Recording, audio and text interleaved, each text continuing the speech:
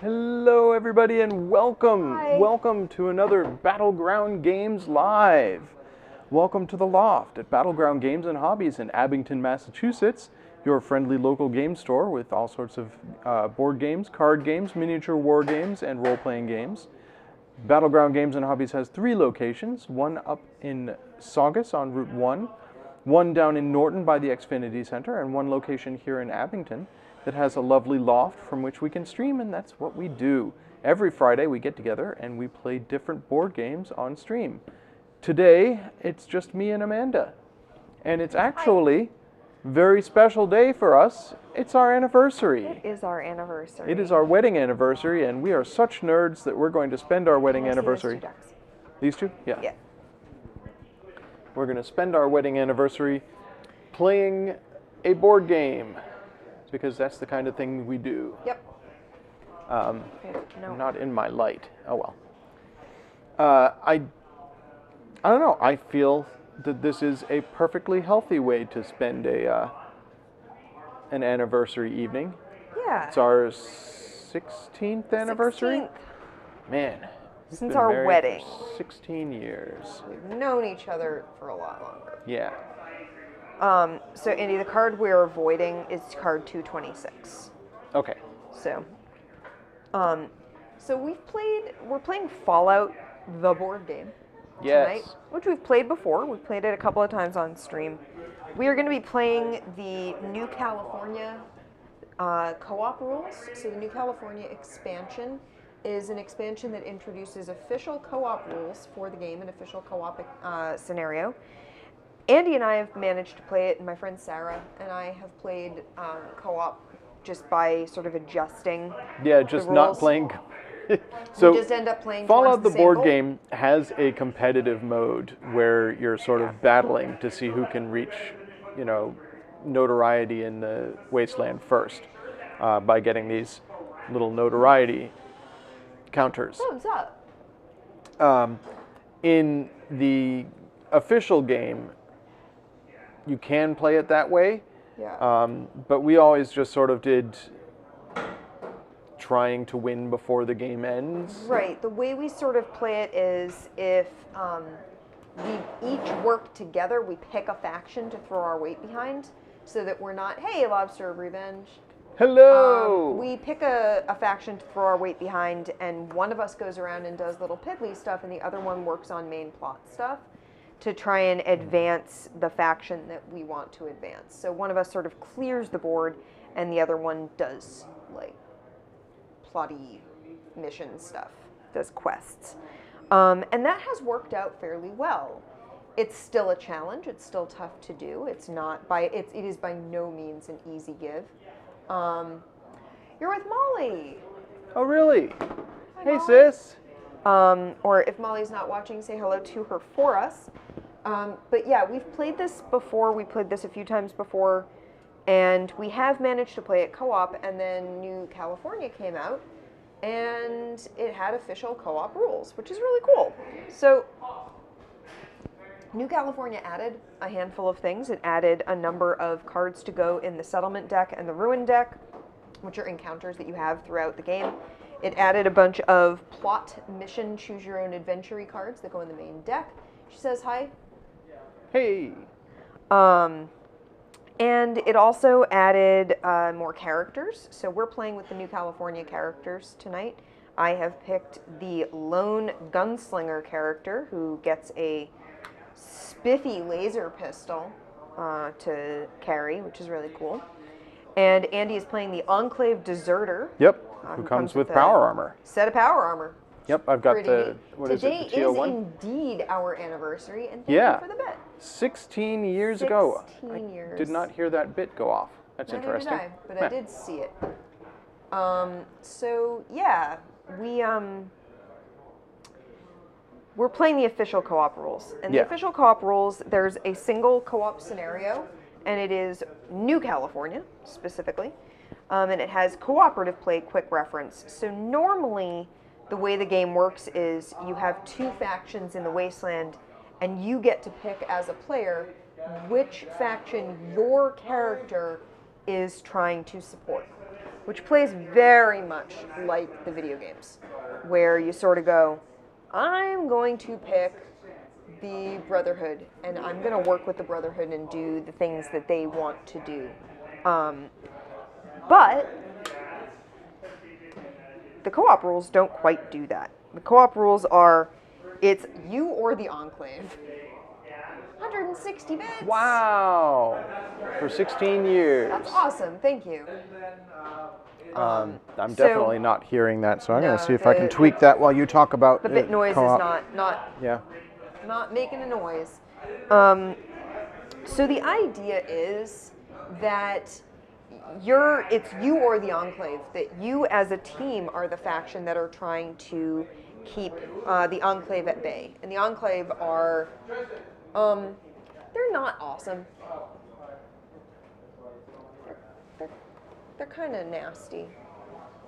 In Fallout 76, which is the Memorpaga that they have right now, Andy and I have just managed to gain access to a bunker for the Enclave and been sent on some missions by a very sinister sounding computer.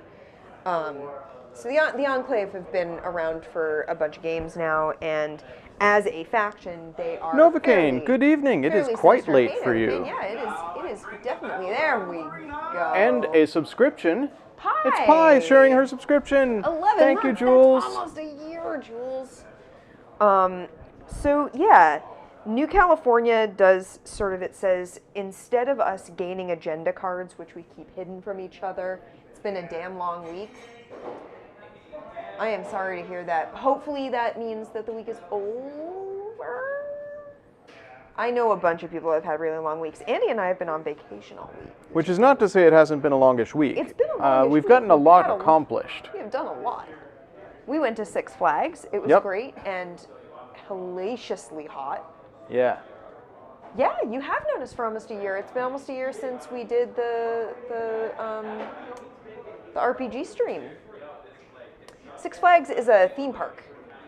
It's like got tons and tons of rides. It's like a theme park chain in the U.S. There are a ton of them. So we have Six Flags New England, and then down in New Jersey, there's Six Flags Great Adventure. Yes, roller coasters. Roller coasters. There's Six Flags like over Texas. There's a ton of them. There's a couple in California. There's like one in Anaheim and one up in Northern California. And they've got lots of thrill rides. They've got like those towers that like zip you up and then drop you really fast. And they've got one now that brings you up, and it's like those swings that swing out when they go real fast. But it's like 150 feet in the air. Which is terrifying. I'm not going on that. However, we did do the Goliath, which is... so we did 4 roller coasters. This is what happened. It was 90 degrees out Fahrenheit, which is what? 36 Celsius? It was hot. It was freaking hot. It was in the 90s. And there was a heat advisory for Western Mass, which is where the Six Flags here is. And we got there and we had to stand in line to buy tickets to get into the park, and we were like, this was a bad idea. Amanda had sweat pouring down her face. I was drenched. It was like there was a faucet in my forehead, and it was just, I sweat easily, unfortunately. Hey, Toshi. Gentle pass on the 150-foot swings. Yeah. Yeah. But so we stood in this line, and we were in that line for probably half an hour, and it was excruciating. It wasn't even half an hour. It just felt longer because it was just so painful. It was so hot.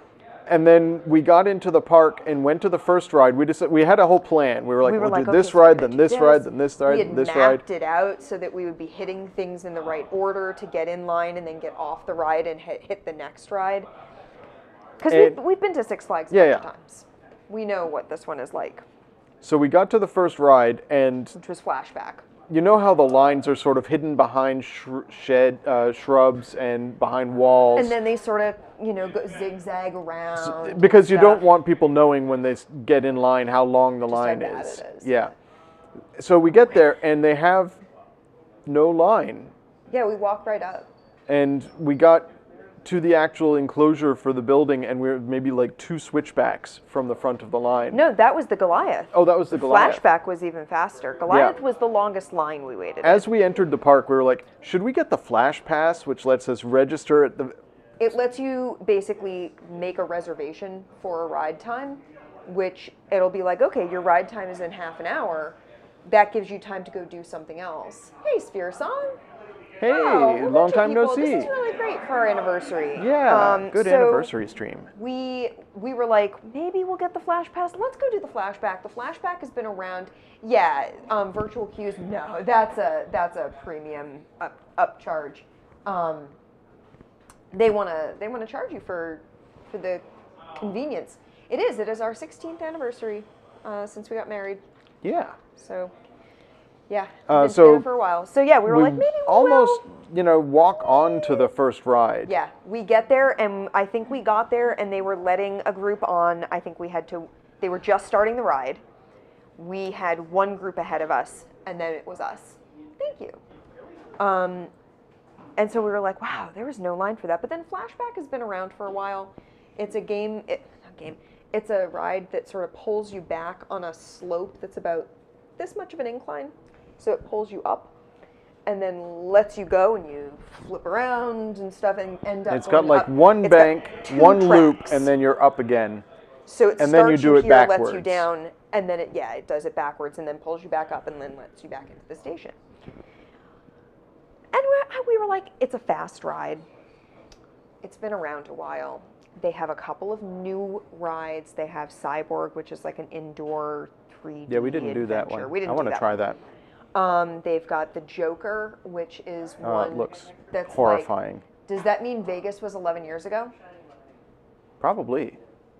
That was our 5th. That was our 5th anniversary. Yeah. I miss that Star Trek ride. Those Both Star of those Trek rides Star Trek were rides. great. But we were talking about Six Flags. But yeah, so we were like, well, they've got Goliath, which is a bigger, meaner version of Flashback. And they've got the Joker, Yeah, I think Goliath which actually opened puts last you out year. to the side of the track and flips you around while you're on the track. Like your car twists vertically. It's very freaky.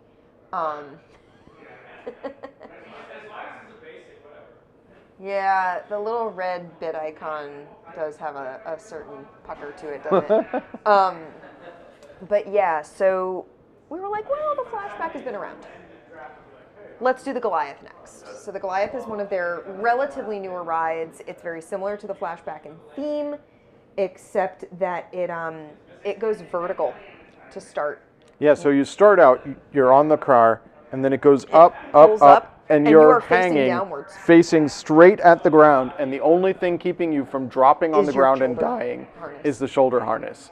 That was so terrifying. I will admit, I closed my eyes. And I never close my eyes on roller coasters. Yeah. It's just I've always been very good about like, no, I can take it, I can do this. I closed my eyes for that vertical drop. And then it just straight down. Yeah, the bit badges are not. You have to be, I think, a partner to be able to do custom bit badges. Yeah. Someday Kate has custom bit we'll badges, and they're do awesome. a battle for partner, or Yeah, just we'll do a push. We'll do a push, but not for a while. Oh, gosh. But yeah, but we walked up to Goliath, and the Goliath was the longest wait. We had to wait for like 3. Yeah, we were like 2 switchbacks. From the front. We were like 2, and then once we were in line, it got more full. Yeah, we It looked was like back twice and there as were full when we looked back when we were getting on Yeah. the ride. We got on, rode Goliath, and we were like, wow, that and was you really get off fast. that ride But and you're like, whoa. we got, it's hard we got to there walk. pretty early, so we were like, maybe we're just earlier than we normally are. You know, maybe we just got here early enough in the day. Let's go ride Superman. And Superman, 200 bits. 200 bits. Thank you, Pi. Superman Ride of Steel. It has also been known as Bizarro. So they rebranded every once in a while. They've got like a little storyline thing going to change things up. They changed the color scheme on it. And Superman is the It's like their highest drop flagship. in Massachusetts, maybe It's- in the Northeast. Yeah, it's their flagship ride. It's the ride that like they put on posters because it looks really impressive. I mean, it's a classic coaster. It's got a couple loops. It's got a couple the banks. first drop is like a 60-degree drop. It's a really steep So the thing about the first drop really is high. the ride is 200 feet high. It's real- The it's real first tall. drop is 216 feet because it goes underground. It goes down. Yeah, it goes down. So it down below actually ground goes down level. further than the height of the ride. And as you're going up, it's just sort of, pulling you up, and you have this lovely view of the whole park. That's and the bit I can't deal lake and everything. And then it drops you, and then it's got all sorts of loops and banks and turns and stuff, and it's a great ride. It's got some great bunny hills. Yep, a bunch of bunny lift you in your hops at the seat. end. So it's great. It's a great ride.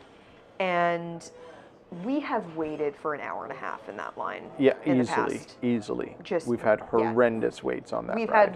We have basically been at the end, like gotten into line, and it been the end of the line, like the end of the line area that we got in.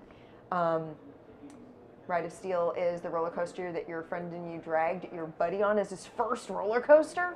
Well, we did your dad. That was his first Yeah. roller coaster, right? No, because he okay. grew up in Ohio. He's been to other roller coasters and stuff. He's Yeah. just not one like that. And I don't think he had been on a steel roller coaster. He'd been on wooden ones before, but it had been years because neither of my parents were big theme park people when I was growing up. My first we never roller coaster? went to theme parks. My first roller coaster was the Medusa, Six Flag Anaheim. Nice. It has 7 loops. It was a record holder at the time. My first roller coaster was Batman and Robin. Oh yeah, At the linear Six Flags induction. Great Adventure, which is a linear induction coaster. So you basically get on the car, you get in at the station, and it just goes from 0 to 60 in like nothing. It's got magnets that just sort of shoot you out. It's amazing. Your first tournament in October. Ooh, exciting. That's really cool. So yeah, we did Six Flags, but we basically walked onto Superman. Yeah, exactly Literally like a walked railgun, onto it. just Yeah, like a not railgun. supersonic. Yeah. It's just It's really, you really and fast. not a bullet. But yeah, Star Wars Legion, awesome. Oh, Have that fun. is awesome. I don't know if you saw one of my streams from last year was painting the Star Wars Legion demo set for this store. Scariest one you've been on isn't scariest because of how fast or high, but because it's an old classic wooden one, and actually Yeah. sways as you know what? I cannot. I've actually ridden some do of wooden. those. I've been on. We rode the Cyclone at New England, at Which Six I think Flags has New been England. taken down since. No, I think it's now a hybrid. Oh, okay. It's like the new Cyclone or something like that. I'll look it up, but I know I can't do it. They're too jumpy for me, and I just don't do it. But we have easily waited for a long time for Superman, and we literally walked onto the ride. We got There to the was top. no line We got to the top whatsoever. of the stairs for the actual This was at about 1 o'clock in the platform. afternoon. And we got up there, and they were just finishing loading a train, and they sent that train up, and the other train came into the station, and people got off it, and we got on. And our last one of the day was Batman: The Dark Knight, which is hands down my favorite roller coaster ever. It's just relaxing. It's almost relaxing. It's a wonderful, fun ride. It's so much fun. We did it's a floorless coaster, so your feet are swinging free, but the track is under you. So it's not a hanging one, but it's floorless, and it's just the most relaxing ride. It's awesome. It's got, and I don't say it'll put you to sleep. It's just a great ride. You ride it and you just feel like you're flying. It's great. Yeah. And there are some scary bits to it, but I could ride that. And we literally walked onto that. We got to the top, into the loading platform, and they were loading a car. And they asked us how many, and we told them 2, and they sent us to a gate. And we got on and rode it. If it had not been so hot, but it was so hot that when we got off, we were just like, we have to go. Yeah, you just get wiped out in that weather.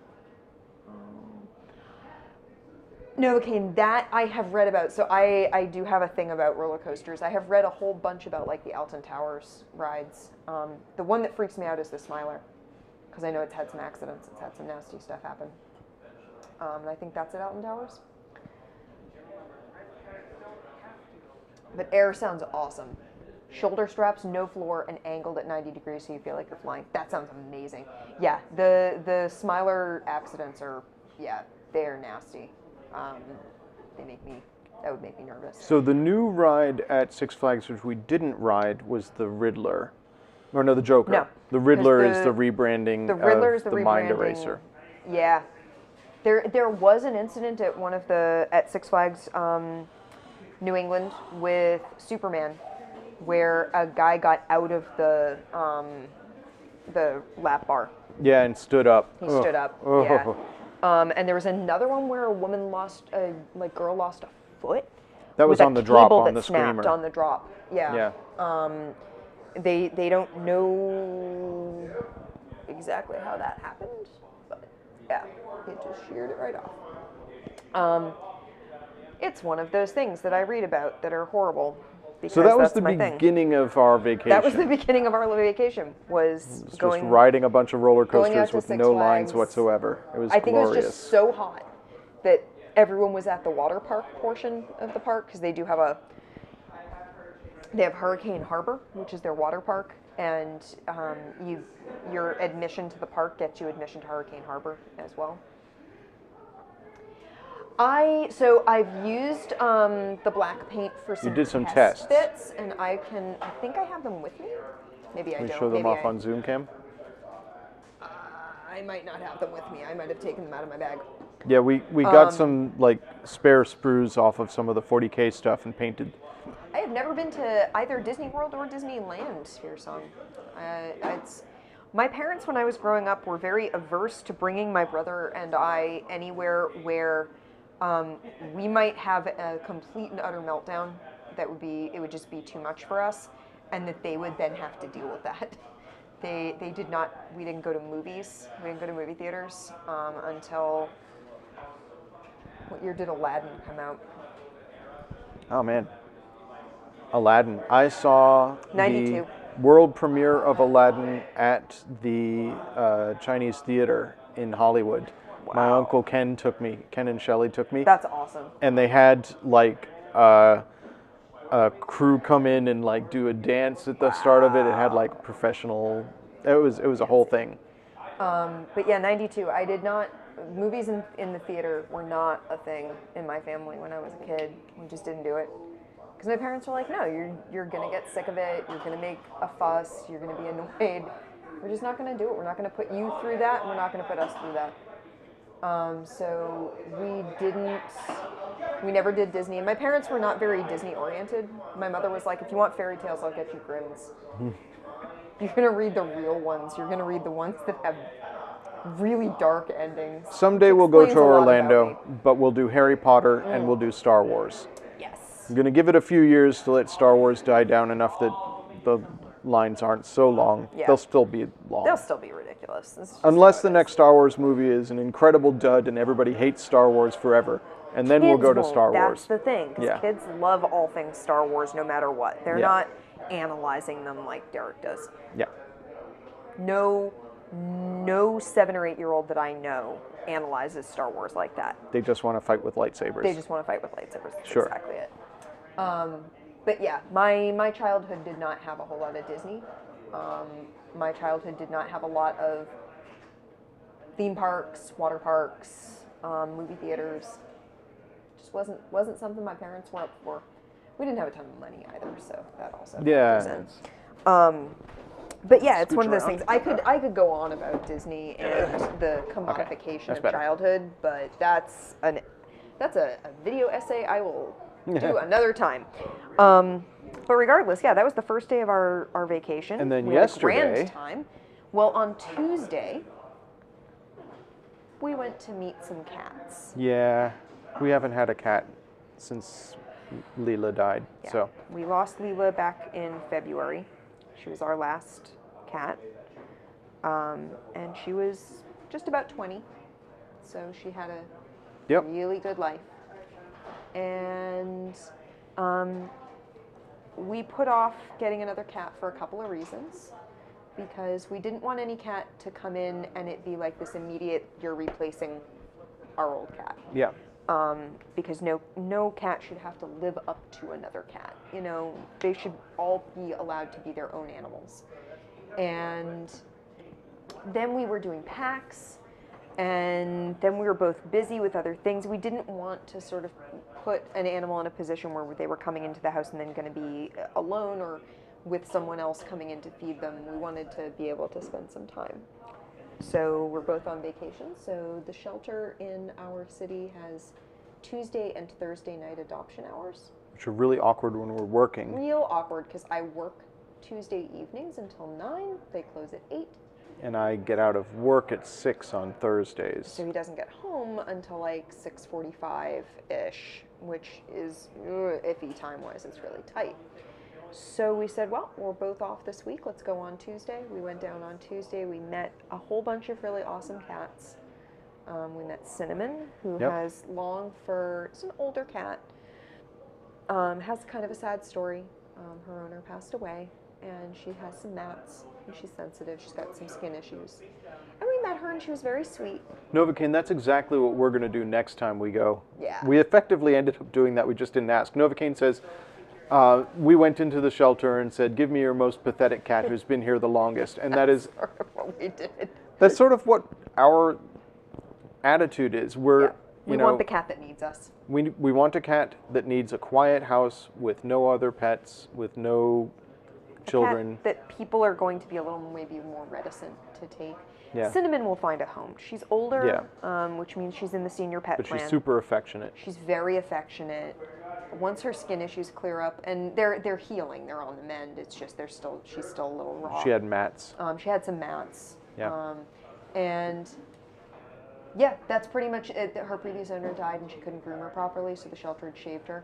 That's almost what Cinnamon is like, except she's not shaved. She's just got patches that have been shaved, and she had an infection because of poor grooming. She's really affectionate, and she's really pretty, so I'm sure she will find a home. We met Midnight, who is an all-black cat with polydactyly. It's a cat with thumbs, which is terrifying. And Midnight was very sweet, affectionate enough, very large, soft. Didn't really seem to care one way or the other about us. Perfectly happy to get attention from us, but not really interested. We really wanted a cat that we made a connection with. Yeah. And then they were like, well, so in the adult cat room where they're loose as opposed to being caged, there's Pixie and Monster, who are a bonded pair. And we had said we were interested in maybe a bonded pair because we've had 2 cats before, and we want to make sure that if we were going to have 2 cats, that they get along. So there's Pixie and Monster. They are large. Monster is a male who's gray and white, and Pixie is a dilute calico, so like peach, gray, and white. And they're friendly, super affectionate, really outgoing. They want attention. Pixie especially wants attention all the time. And then there's Stash. Stash is a 1-year-old tuxedo kitten, short-haired. Who had been adopted before. She had come in as a kitten, 2 months old, been adopted out, and then brought back. Yeah, she was returned. And according to the folks at the shelter, the guy who returned her said she was feral. She's feral. Can't handle her. We're pretty sure he just was not taking very good care of her, or was traumatizing her. We think he adopted a kitten expecting a total snuggle bug that he could pick up and like tote around, and that's not this cat. No. And it's never going to be this cat. She was probably, from what the folks at the shelter said, she may well have been a single cat in the litter. Yeah, probably had some problems with socialization. Didn't really have much socialization as a kitten. She came in at 2 months old, so they don't know how long she actually had with her mother. before she was taken away from her mother. We don't know. But she definitely had some socialization issues, and they had said, oh, she doesn't like being picked up or held. And they're pretty sure this guy was trying to pick her up and hold her, so of course she was freaking out. So she's on anti-anxiety meds, and she's only a year old. She's 1 year old. Youngest cat we've had. We have not had a 1-year-old cat in a long time. Yeah. And we went into the adult cat room, and Andy sat down and put his hand out, and eventually was able to pet her. At which point the shelter staff were like, look what's happening. Look what's happening. Look, Stash is letting him pet her. And then I sat down and was able to give her some chin scratches right over here, and she stretched her head out. And when we left the room, they said, well, what do you think? And we said, we're going to take Stash. Yeah. And 2 of the shelter staff burst into tears and give us huge hugs because they love her, but they've been very nervous about her getting a home, and she needs a home. So we took her home on Thursday. We took her home yesterday, at which point she promptly hid under the couch, which we figured. We had tried to block it off. She's a liquid, so she got right in there. Yeah, she's smaller than any cat we've had in a long time. She is, yeah. She's skinny. She's very, very able to wedge herself into tiny spaces. She wedged herself. Jen, hi. You've stayed at our house. You know that there's that gap between the mattress on the daybed in the living room and the wall. You know how wide that is. It's about yay wide. That's where she was. Yeah. On top we were searching the whole apartment for radiator. her, and we pulled stuff out from under the bed, and we were like, she's not under the bed. And I was like, is that a tail? Is that a tail? Are those paws? She was in there, sitting right on top of the baseboard radiator. So that's an issue. But now she's under there and hanging out. She also got up into one of the windows behind all my Lego and managed to not knock anything down. Don't know how she did that. She's going to be a troublemaker. Yeah, she's going to be a troublemaker. She's very shy, but this afternoon when we got home from the farmer's market, I laid down on the living room floor and sort of wedged myself under the couch and reached out one arm, and eventually she put her head out and sort of inched herself closer and put her head in my hand. And I gave her so many chin scratches and behind the ear scratches. And I was able, and every once in a while I'd stop and she'd sort of stop and look up and be like, why'd you stop? And then she moved away from you and you couldn't reach her. And I couldn't reach her. And I was like, no, you have to come back. And she's like looking at me like, why aren't you touching me? And I was like, because my arm is wrenched out of its socket. That's how far I'm reaching. And then she'd roll, and she was rolling over and kicking and pushing herself. It was a very kitteny sort of movement, which I was really gratified to see. So Jen, the interesting thing you mentioned that she's not clumsy. She appears not to be, but one of the side effects of the drug that she's on gabapentin, is loss of balance. Yeah. So she's a little unsteady in her gait, but I think that makes her more cautious in stepping. Yeah. So our last small cat was amazingly clumsy. And Lila wasn't that small, but she was indeed clumsy. She was the most graceless cat we've ever met. Just didn't know her bulk. Just didn't know knock things over left and right. Yeah. But no, man. So we have renamed Stash to fit in with our long line, or I guess other two. Yeah, I figured you probably prescribed gabapentin.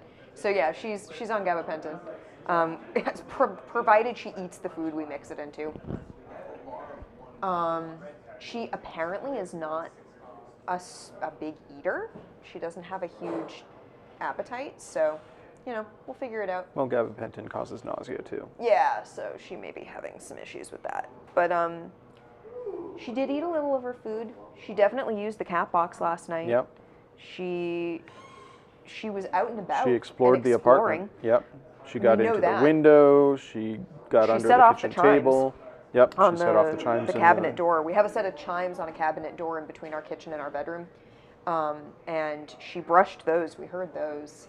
We heard her bump around under the bed a little bit at one point. And then I woke up around 3 in the morning and anxiety. She's on GABA for anxiety. I woke up and she was in the window. She was hopping up towards the window where our AC is and checking that out. And I sort of went back to sleep. And then I felt something at my feet and lifted my head. And she was on the bed.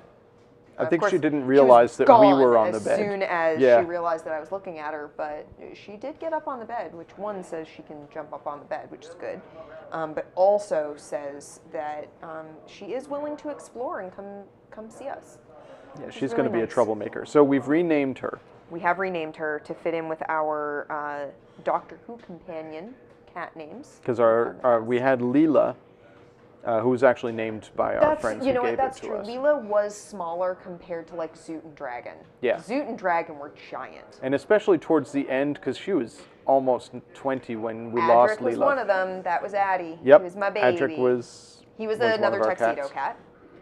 And hey, Molly, thank you.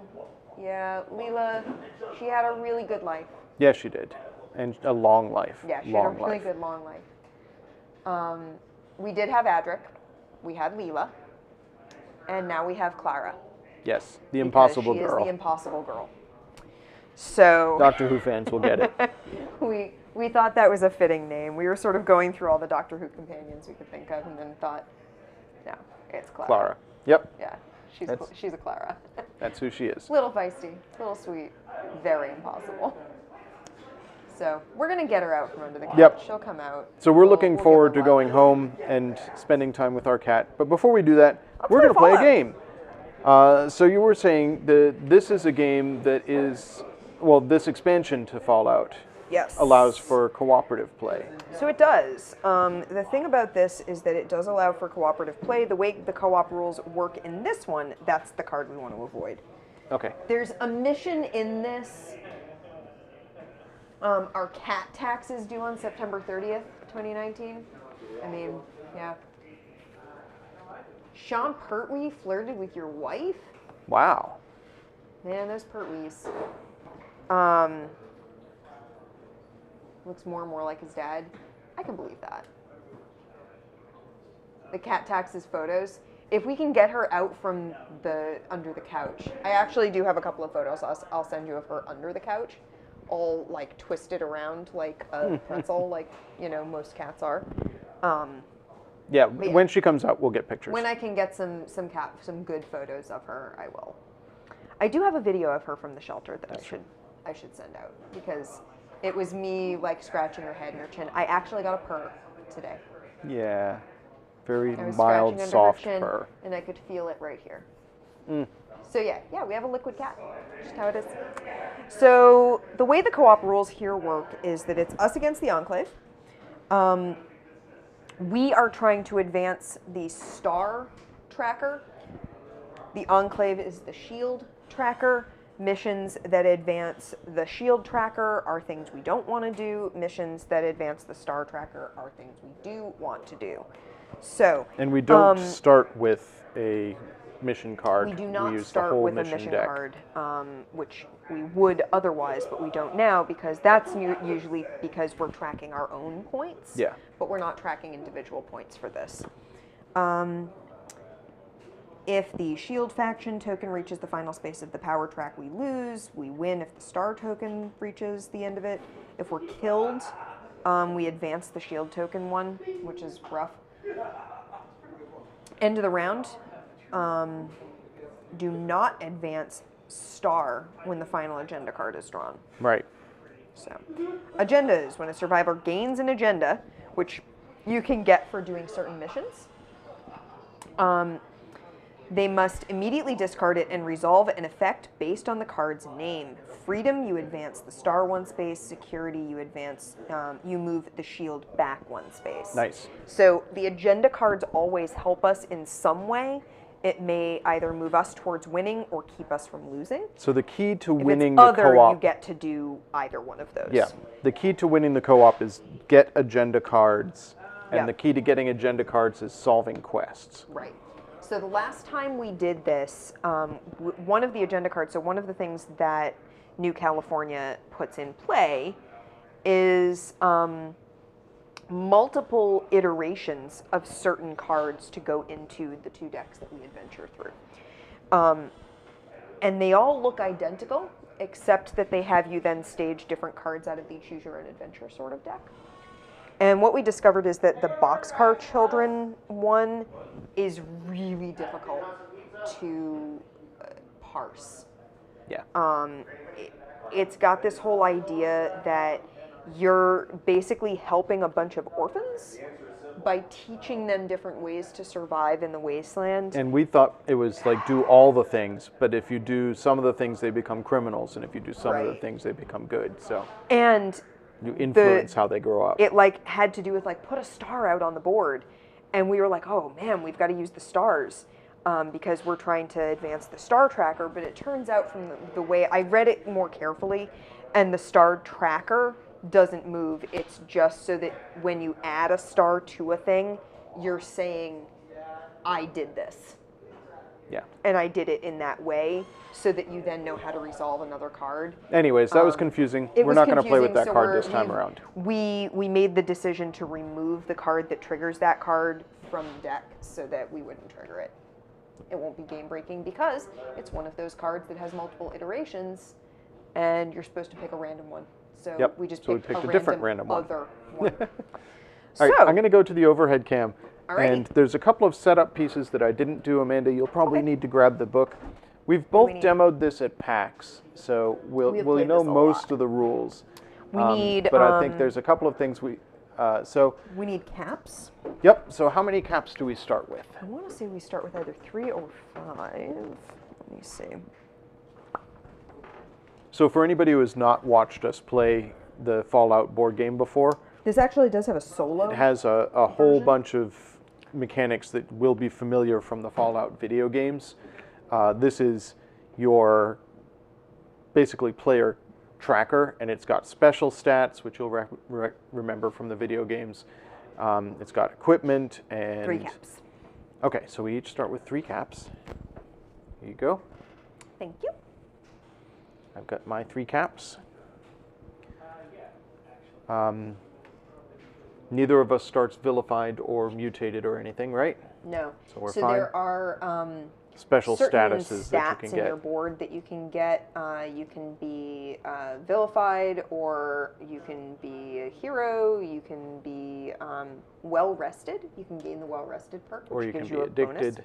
Or you can be addicted, which gives you certain other issues. You can be a synth if you're in a scenario that has synths. Or you can be a super mutant. There is a super mutant player character from the base game, but Yep. we're not playing with him. He's kind of cool. If he goes through radiated areas, he gets experience. Now you start with the gun, I do. I start with the gun. which happens to work with the luck stat, which is what you have. Yep. Very convenient. Which means I actually get, it has, it gains the luck, like. You get a reroll. Yeah, you get a reroll. Have proficiency in luck, which Yeah. you do. We also start with a second special stat, I seem to remember. If you want to look in the setup guide, I think you start We with... get to pick 2 and keep one? Keep 1. Yeah. I thought that's how it worked when you're I'm doing the setup. 99% sure that is how that works. The other setup thing that I couldn't remember is how many items we have in the store. Well, it says 1 additional special token at random and places it in the slot. Okay, so I'll just... And the shop is 4 cards. I have charisma, so I have strength and charisma. I have perception, which makes sense. Okay. So yeah, it's 4 asset cards. Nope, wrong one. Huh? The caps is the shop. Oh, okay. That's loot that you get when you beat enemies. Okay, I always and get those mixed up. caps are shops. Okay, so here in the shop we have a singed duster, that's Duster, armor. We have Radaway, which is Man, I have handy too much Radaway. in the game, I need to go 76. sell some Radaway. We have McCready. McCready! He will join you if you're charismatic. You do. So the way this works is you have a character, you pick a character from the character figures that come with the game, and they each come with a card that has the little picture and the name of the character on them, and then has something on the back that is a special, unique thing that character has available to them. So I have an alien pistol. New California came with the Mr. Handy, who has 2 cards. Yeah, Mr. Handy has exoplating, and then it has something about radiation. The New California edition of the game comes Mr. Handy cannot be healed with a stim pack. but can use junk. That's right. Which is really funny. You may discard a junk card and recover 5 hit points. You can't use drugs or aid items, but you cannot be vilified or idolized either. And then you get modular exoplating for armor, which is really cool. Now you're connected again. I had some connectivity problems. Oh, that's annoying. Caravan Merchant starts with a Lady Butterheart, who's a Brahmin, to be a pack animal. You gain 4 extra caps, and then when you camp as an action, you can shop. So you basically are setting up a shop, and other survivors can give you a cap to shop once when they camp in your space. And then the NCR Ranger starts with the Wasteland Map. You get to flip 2 extra tiles adjacent to your starting tile, which is really cool, and put yourself on one of them, so you're not stuck starting out here. And you get to ignore the aggressive icon on monsters, which is neat, and you get to move faster. So she's really cool. And they each have a special stat that they start with. The Lone Gunslinger started with luck, and then I drew perception. I started with strength and drew charisma. And you're going to gain special stats as you go. And as you level up. Depending on what special stats you have, that helps you with rerolls so that you do better as you're performing various actions. So we have our shop, we have our caps. Yep, I think we're set to go. Well, we have so to who choose wants to be starting player locations. first? I'm going to sneeze at some point in the near future. I'm going to put myself there. Okay. I will put myself here. It's coming. So we always start on the Crossroads camp. I think on a space within the Crossroads camp. So we have multiple options. Oh my goodness! Wow, it is a happy anniversary. 1420. To bring them up to 1600. Oh. Thank you so much 16. for the 1438 bits to bring you to a grand bit total of 1600 bits. Yeah, get those shields up in chat. Yeah. That's a lot. That was really kind. Thank you. Good night, Novocaine. Thank you for coming by. Yeah, I'm glad you could join us. See you. I'm sorry you didn't get to watch much of the game. Do some painting next week at some point. Probably not every day, but I will be around.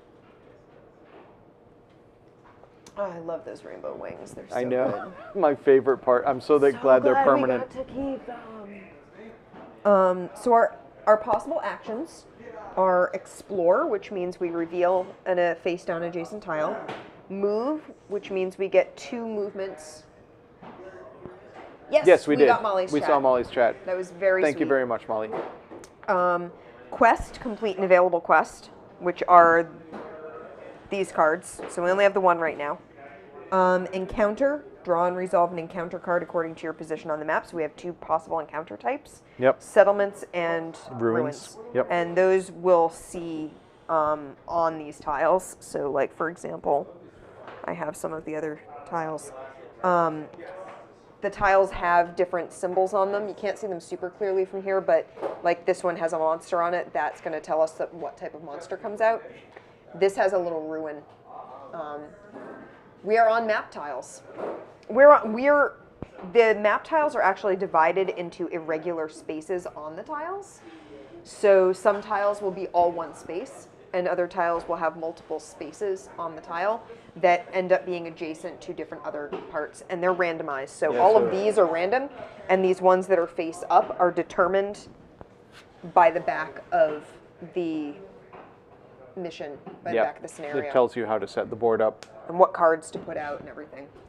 And then the tiles that actually have like named stuff on them, like this one has Project Purity, which is from the game, or one of the games. And on the back it has the CIT ruins. CIT is the Commonwealth Institute of Technology. It's the MIT stand-in for Fallout 4, where everything is in the Boston area. Pi, I don't know if you watched the loading time video, or the G-vlog, where Graham and Beej took the train from Chicago to Boston for PAX East. But there's at one point they get out to like stretch their legs, and Graham's like, "Yeah, this really does look like that Fallout game." And I was like, "Yeah, it sure does." But yeah, one has Megaton, one has Diamond City on the back. Yeah. So is there a way up? Yes. They actually, all the tiles have a little arrow in one corner of the hex to show you which way to orient them. And the red ones are going to have more difficult terrain. They're going to have nastier monsters popping up on them. More radiation. More radiation. Tiles that are outlined in, or sections that are outlined in green are irradiated, and you gain radiation on your board. If your hit points go down past your radiation, you're dead. So speaking of which, we should have a raider on that tile. Should he be awake or not? I believe at the beginning of the game, they start face up. Yes, they start face up. Okay, so we have a raider down here who is what? Who is he? He is a raider psycho. He is aggressive a 2-level. And has loot. Yeah, he's aggressive, but he has loot if you kill him. You have to hit his torso and his pantaloons. All of this will make more 2. sense as we play. You'll get to see how the game works. It's actually really elegant, which I love. I love that this takes all the mechanics of the video game, which I love, and manages to make a board game that feels like the mechanics of the video game make sense and are incorporated into it. It's very nice. All right, so do you want to go first, or do you want me to go first? Sure, I'll go first. Okay, I'm going to, you get 2 actions on each turn. I'm going to use, as my first action, I'm going to explore this tile. And it is the boxcar, a level 2 settlement. Cool. And I'm going to move to it. When you move, you can move up to 2 spaces. Yep.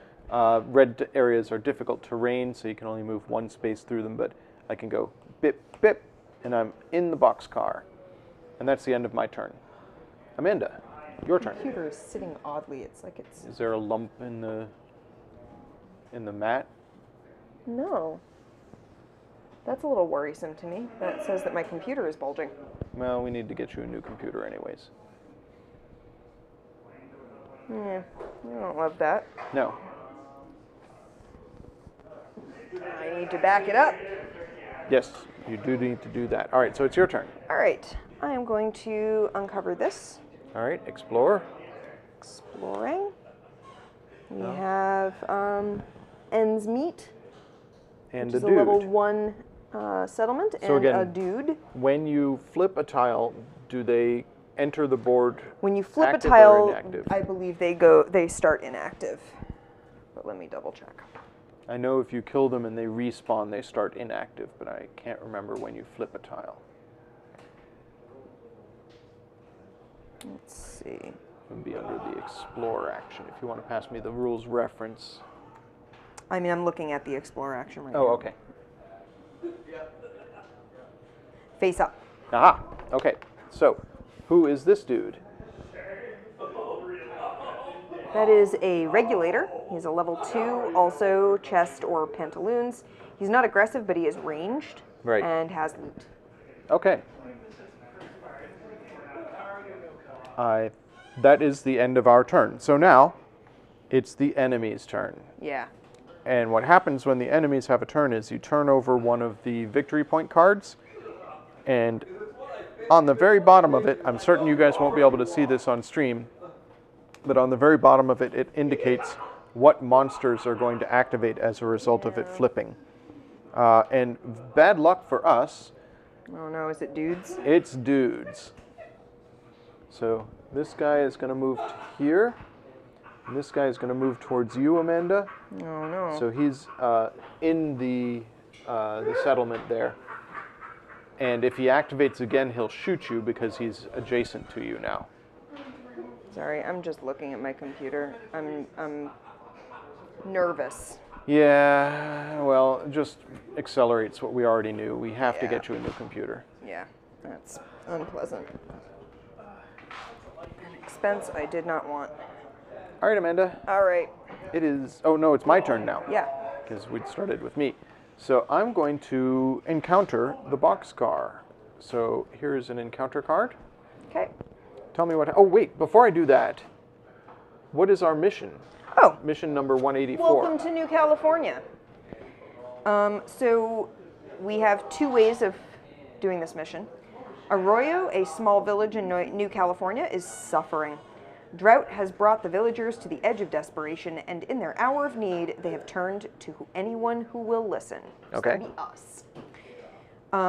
The first way we can do this is to visit Arroyo and hear them out.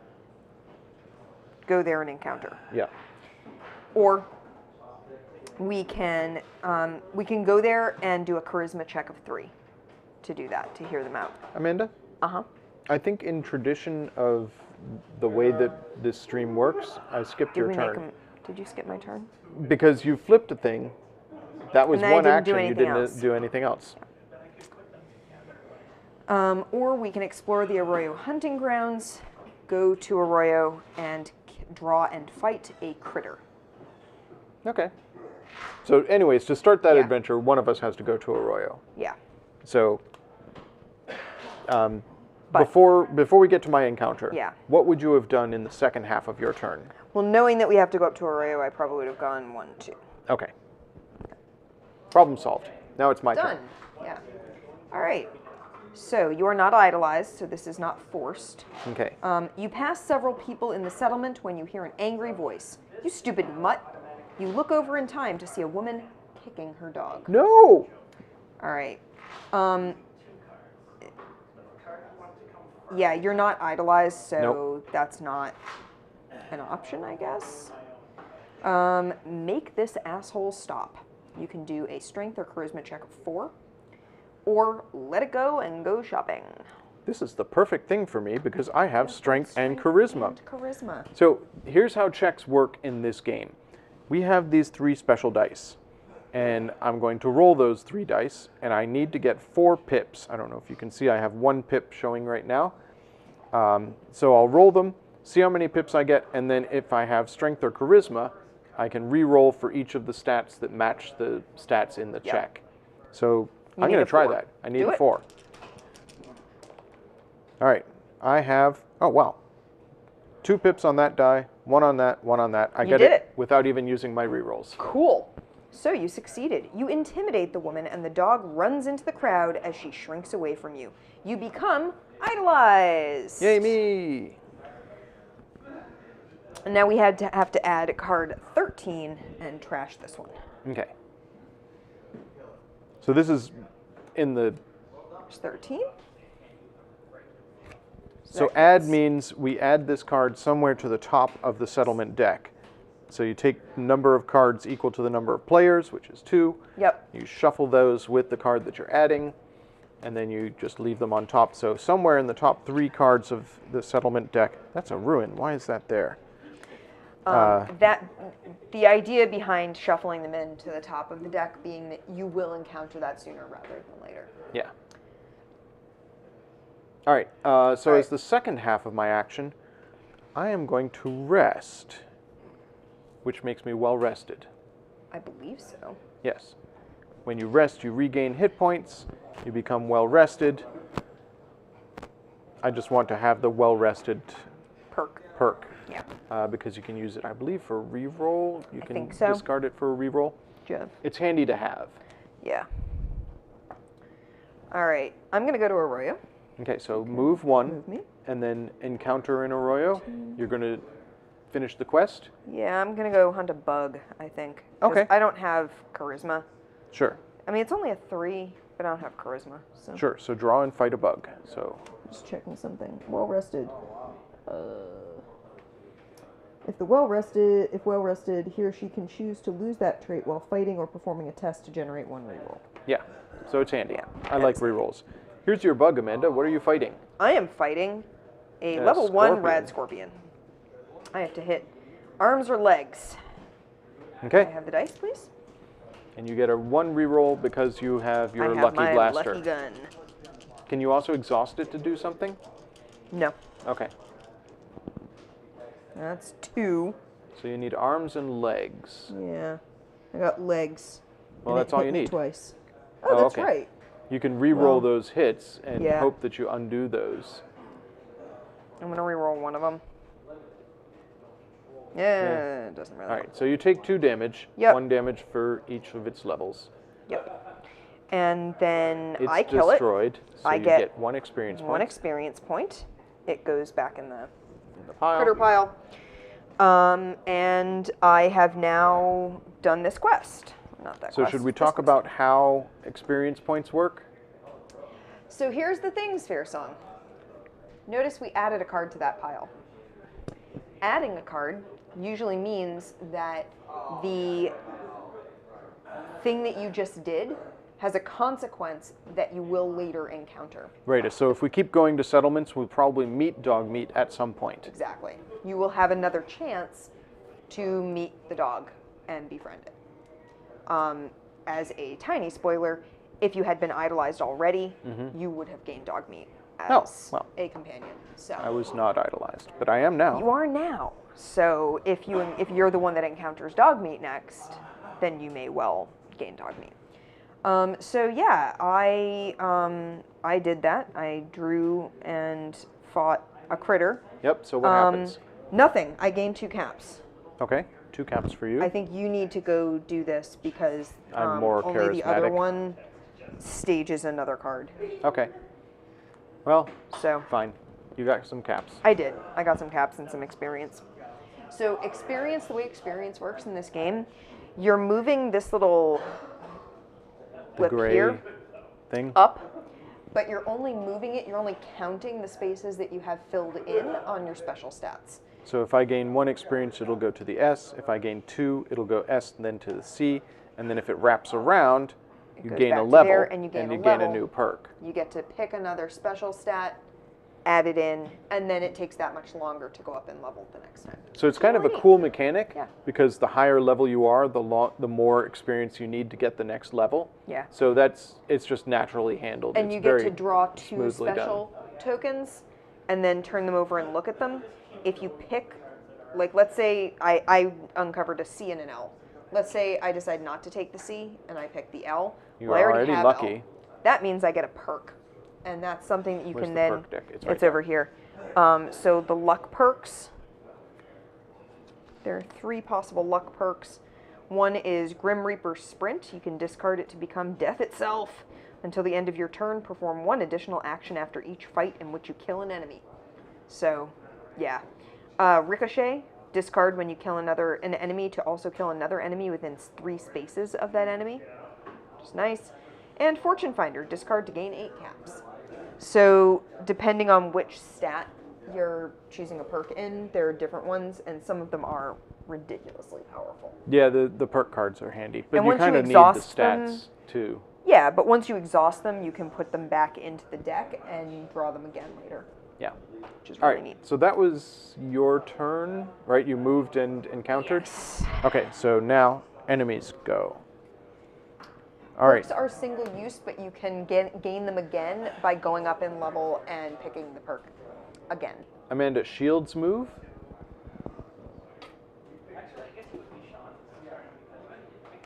Yep.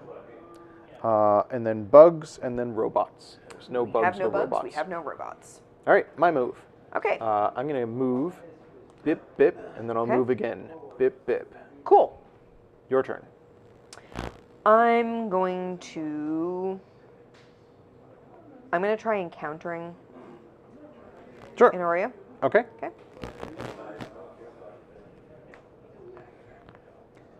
A shouting match is just beginning when you arrive in the town square. Oh no. He openly admitted to being a synth. Oh no. A young man shrinks away from a crowd as it grows hostile. You are not a synth, so nothing is forced. You may don't get involved and go to the market, or convince the crowd that there's nothing to fear. Charisma and intelligence of 4. I don't have charisma or intelligence. Is there anything in the shop that you want? You've got 5 money. That's true, I do have 5 money. You could get Jet or Radaway. You're not charismatic, so you can't get McCready. It's interesting that we have both McCready and McCready's duster, because that's definitely his duster. Huh. That is interesting. It is random. I shuffled it. It's definitely his duster. I'll try the Duster costs 6. charismatic Okay. thing. We'll So give it a you go. need a 4. You just have no rerolls, unfortunately.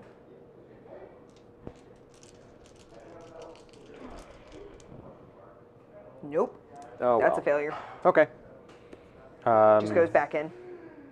So, succeed, Failure. no, Failure. fail. Nothing you can say stops the crowd from dragging away the poor man. So we add card 10 and trash this. Oh, At least you're not vilified. that's true.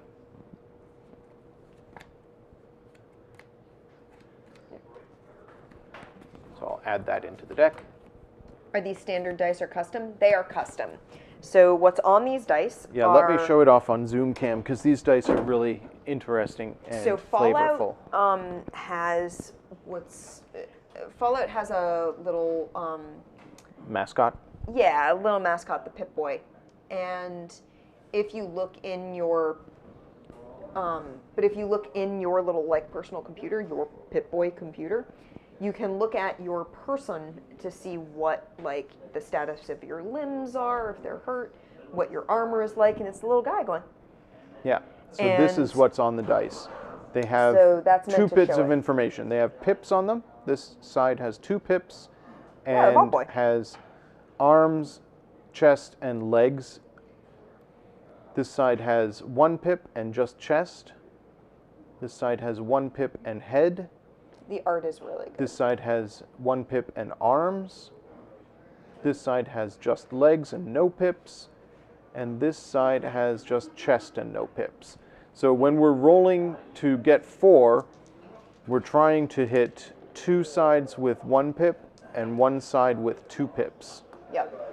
Or 2 with 2 pips and 1 with none. And when we're doing combat, We're trying the to hit. monsters, so grab one of the monster, like one of the creature tokens from here, will show you on the body what body parts you have to roll in order to actually hit. So in order to And hit their this level guy, you'd have is how to... many hits you Yeah, have to have. you'd have to roll 2 dice that hit chest and head. And or head. So if you roll a chest, a head, and legs and arms, and it's a level 2, you would get it. Because However, you've got if 2 you hits roll on it. this side, which has 1 pip and a head, you hit it once, and it hits you once. It does 2 damage because it's level 2. Right. So damage is number of pips times level. So, yes, Damage they it are does that. special dice. So yeah, they are definitely special dice. Literally special dice. All right, it is my turn. Yeah. I encountered, but I was You already encountered. there. Yes, so you have another half a turn to do. Yep. I I'm gonna almost move. skipped you again.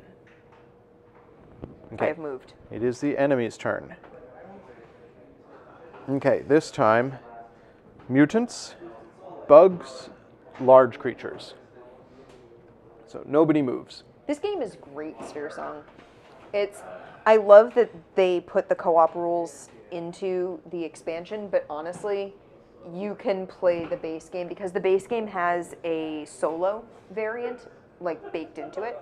It's written with a way to play alone. If you basically play the solo variant, but with 2 characters on the board, you can play it co-op. Yeah, that's what we've done a Without number the of times. expansion. We've 'Cause done we it don't really, multiple times. when we're playing with friends, we don't want to fight each other. Yeah. So We sort of see ourselves as a party. the way moving to around pitch stuff. this, the quick way to describe this game is it's a choose your own adventure board game. Yep. Because you're going through these decks and you're choosing what you're doing on each encounter. And in the versus version, because you're each choosing a faction, but not necessarily revealing what faction you're a member of, Yeah. oftentimes the adventure you're choosing is something that your opponent is trying not to do. Yeah, it gets like- very combative. It gets very backstabby. If I'm it's not as much backing fun for me as the playing railroad cooperative. and you're backing the Institute, Yeah. then we are at odds with each other, and you're trying to make one tracker move and I'm trying to make the other tracker move. And the thing is, the quests are all for all of us. So if one way of doing it, like finishing the quest, would move the one tracker, and another way of finishing the quest would move the other tracker, then he might be trying to finish that quest one way and I'm trying to finish it the other way. And if he does it first, I'm out of luck and I'm going to have to find another way to further my aims. If you're playing co-op, you sort of go, okay, we're throwing our weight behind this faction and here we go. Yeah. Which I like. It's more fun that way, I feel. Yeah. Anyways, it's my turn. Yep. I'm going to move. Yep. Bip. And I'm going to do this quest. I'm attempting a charisma check of 3. Yes, you are. Pass the dice, please. I have charisma, so I get 1 reroll, and I am well rested, so I get a 2nd reroll if I need it. Which is good, because I rolled none pips. Wow. That was an awful, awful roll. Happens. So charisma reroll. 3. I have 1, 2, 3 pips. You've done it. I have done it. Gone So through what the happens? mountains. All right. Let's put these trash cards you have- somewhere else so that we can line up the story cards here. I'll put them over here. Okay. All right. So you visited Arroyo and you heard them out.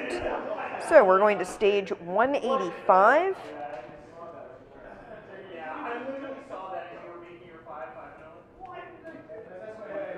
The future of all mankind. And we're going to draw and resolve 244, which, yeah, there we go. No. Oh, that's interesting. So there are multiple 244s. So I'm going to have you pick one. How many are there? 3. 3? It's one of these 3? Yep. And then it goes into the deck? We draw and resolve, Okay. not draw and add. Cool.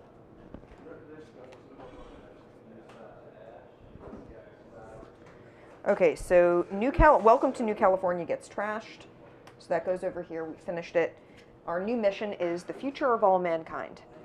The village elder of Arroyo is looking to acquire an object known as a geck, a Garden of Eden creation kit, in order to combat the drought.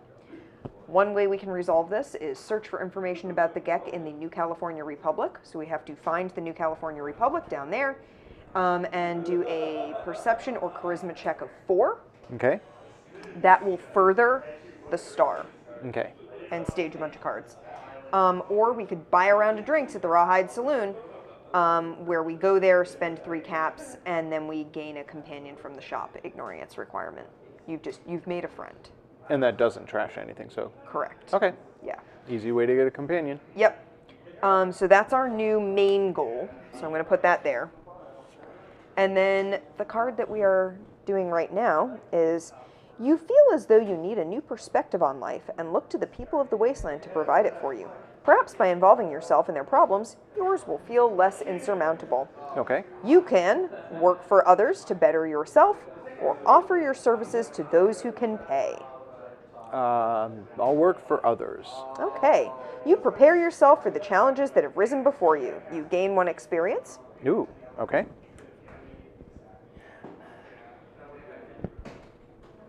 We're going to stage 226. Oh no, it's Boxcar Children. Oh. Well, let's choose a different 242. I'll undo that. 244. Yeah, let's They choose may a different all go to 244. Boxcar Children. Let's choose a different 244. Go with that one. Okay. As this other one has So, okay. Boxcar Children on it too. Boxcar Children is complicated. And It's we don't wanna confusing, deal with and we It's did it just- last ends time up we as a- streamed this game, It's so... kind of a time sink. So work for others to better yourself, or offer your services to those who can pay. Yeah, I'm still working for others. Okay, so 220 is Do I what still we're gain an staging XP? instead. Yes, you do. Okay. 1 XP for me. All that is gold. So it's a new quest. We are going to trash this. A young man by the name of Gil has had nothing but bad luck since he found a lucky bottle cap. He has tried to destroy it, but claims that the cap is damn near indestructible. 1. You could give Gil directions to a suitable place to dispose of the lucky bottle cap. You do that by exploring the tile that contains the hole. Oh, okay. Or you could just go and encounter the hole. All right. So we have to find the hole. That stage is something and gets us a card. Either way we do this, we get a mission card.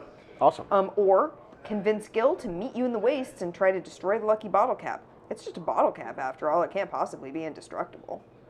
You go to Boxcar and do a charisma check of 3. Interesting. Okay. Either way that we resolve it, we get a thumbs up card. And one way we add one card, and one way we add a different card. All right. And then this gets trashed. Good. So we have that quest going on. So we have a side quest. That's the end of my turn. It's your turn. Because if you're going to play Fallout, you're going to end up with a bunch of side quests. Yep. That's just how it goes. I want to go to Mount Mordor, but I can't remember if the hole is a red card or a green card. We're going to have to do some exploring. Yeah. Or I could just go to Boxcar and try and do a charisma check. Yeah. Was it strength and charisma?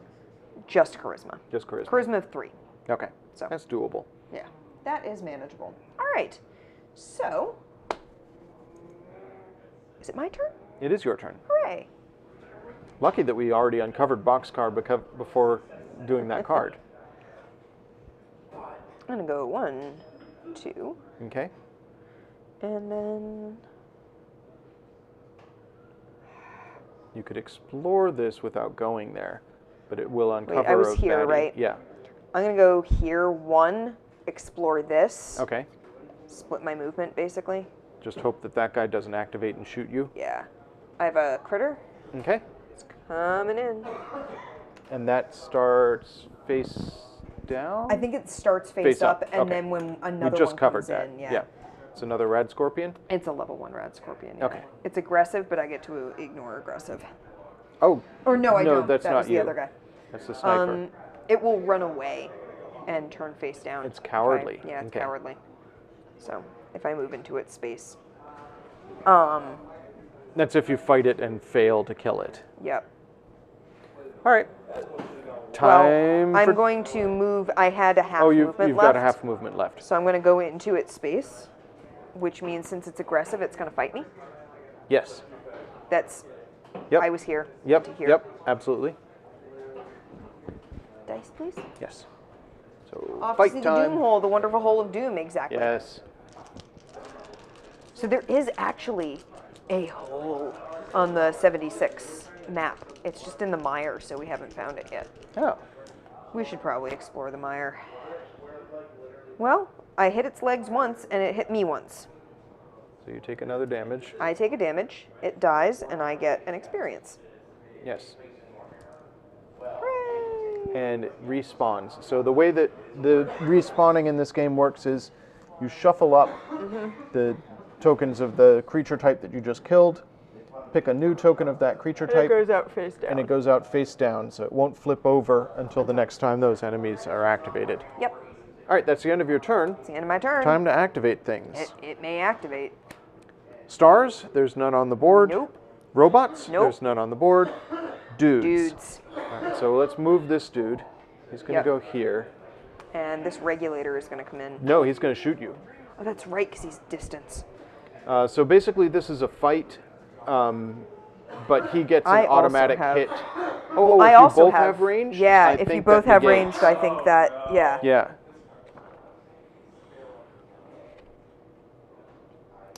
Ranged. So he does not get an automatic hit on you. Or maybe you get an automatic hit on each other. I think they bounce. Yeah. Its weapons with the ranged icon allow a survivor who has that weapon equipped to fight enemies in adjacent spaces when performing the fight action. If that enemy does not also have the icon, the survivor inflicts one additional hit. But that's not this. Yeah, This so is we're me looking being at attacked. activating a ranged enemy. Fight.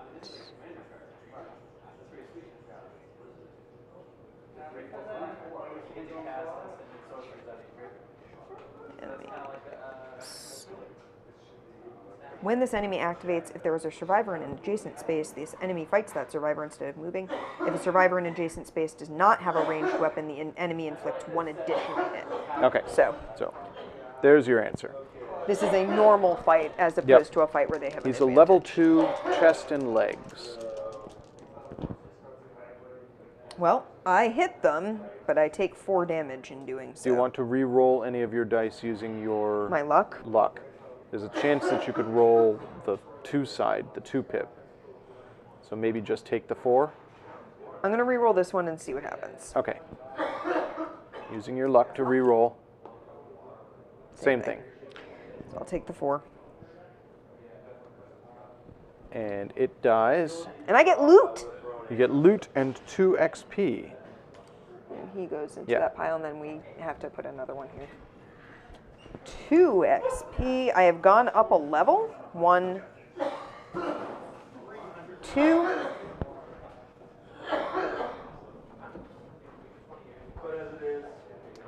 I get to pick from intelligence or agility. Both of which are things you don't have yet. Yeah, I'm going to go with agility. Okay. And now it's my turn. Yep. And I got an intelligence bobblehead. That's pretty cool. That was my loot. Immediately discard this card, then gain an intelligence perk. Take the...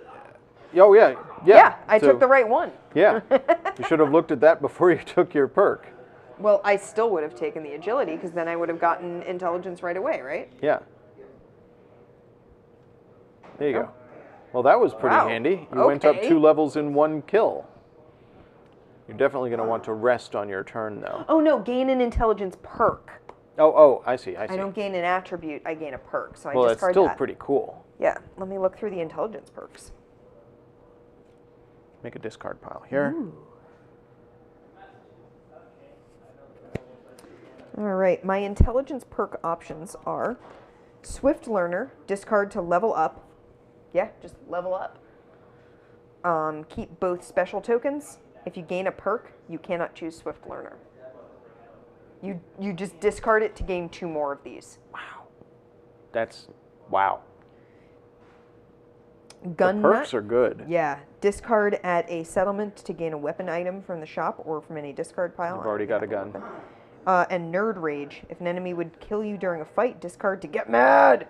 Suffer no damage or radiation and kill that enemy instead. Interesting. I'm going to take Swift Learner. All right. And basically I'm just going to turn it in. Use it. It's a free action, right? Yeah, I think so. Yeah, so just use it. Discard this. Level up. So you take 2 perks. Yep. I get to pick 2. And keep both. And keep both. Wow. That's powerful. C and E. I am charismatic What and... are the odds? You've drawn all tiles you didn't have. So you're already level 5. Apparently. Wow. Okie Okay. dokie. Okay. Swift Learner is really OP. Yeah. Sure. Was that one of the New California ones? I think it is. The bobblehead was New California. No, it's not. Nerd Rage is New California. Yeah. Okay. So you can tell what the expansion ones are. Yeah, it's 100% better than in the video game. Nerd Rage in the video game I never bother with because I'm like, oh, when am I going to let myself drop that low? But yeah, suffer no damage and kill that enemy instead. It's just real good. All right, so it's my move. Yeah, they had the New California ones have a little cactus on them, so Yeah. you know which ones are. I'm really pleased with the New California expansion. The New California expansion is really solid. I mean, I love the game anyways, Yeah, but the New game's California really added good. a lot of good stuff. All right, I'm going to move. Okay. Bip, bip, bip, bip. Okay. That's my move. Your Sure. move. Okay. I am going to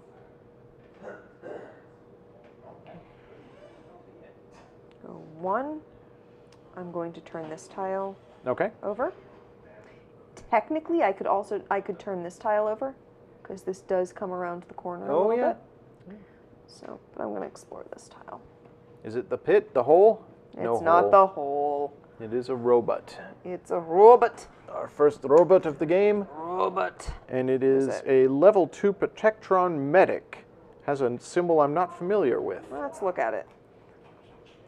That's shield. It means it has armor, so you actually have to do 3 hits on it. But But it also has loot. It has loot, but the reason why the shield matters is that you have to do 3 hits, but it doesn't increase its level, so it doesn't increase the damage modifier that it does. Yeah. So. Okay. And you Gonna have run to and hit grab its food. arms. We'll be back. We will see you once you have nourishment. Yes. Do eat. Nourishment is important. Self-care is good. Yeah. All right. You still have half a move left. I have half a movement. I am going to move into there. Okay. Enemy's turn. Dudes and robots. Well, he's going to come in there with me. And is he aggressive? Yes, he is aggressive. So you're having a he's gonna fight with a turn level over. 2. And robot also going to come in. No robots. Oh, no robots? Dudes and big monsters. Cool. Okay, so... Sorry, did I say robots? Yeah, you did. Sorry. It's okay. I'm So going to you're fight fighting this raider. this level 2. Level Chest 2 and raider. legs. Well, I did hit him twice. And you're taking 2 damage, 4 damage? 4 damage. All right, you need to rest. Yeah, I do. But you killed him. Yeah, I'm deciding whether I want to try and re-roll one of these to take less damage. Yeah. Which I think I'm going If to you do. take, yeah, do it. Yay! You negated one of the damage. So I you only take 2 damage. And I kill him. Yep. He gets Yep. dumped Shuffled back in back there. in. Where did he even come from? He came from Here. there. Yeah. So the new dude is asleep there. Cool. And I get an experience. You get 2 experience. 1, 2. And you get another loot. And I get a loot. Let's see What'd what you I get? Junk. Discard. During your turn, you may discard discarding another junk card to gain 1 card of your choice from the shop or from the loot or shop discard piles. Wow, that's powerful.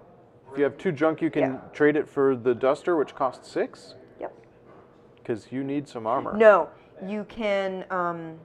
The card of your that's right.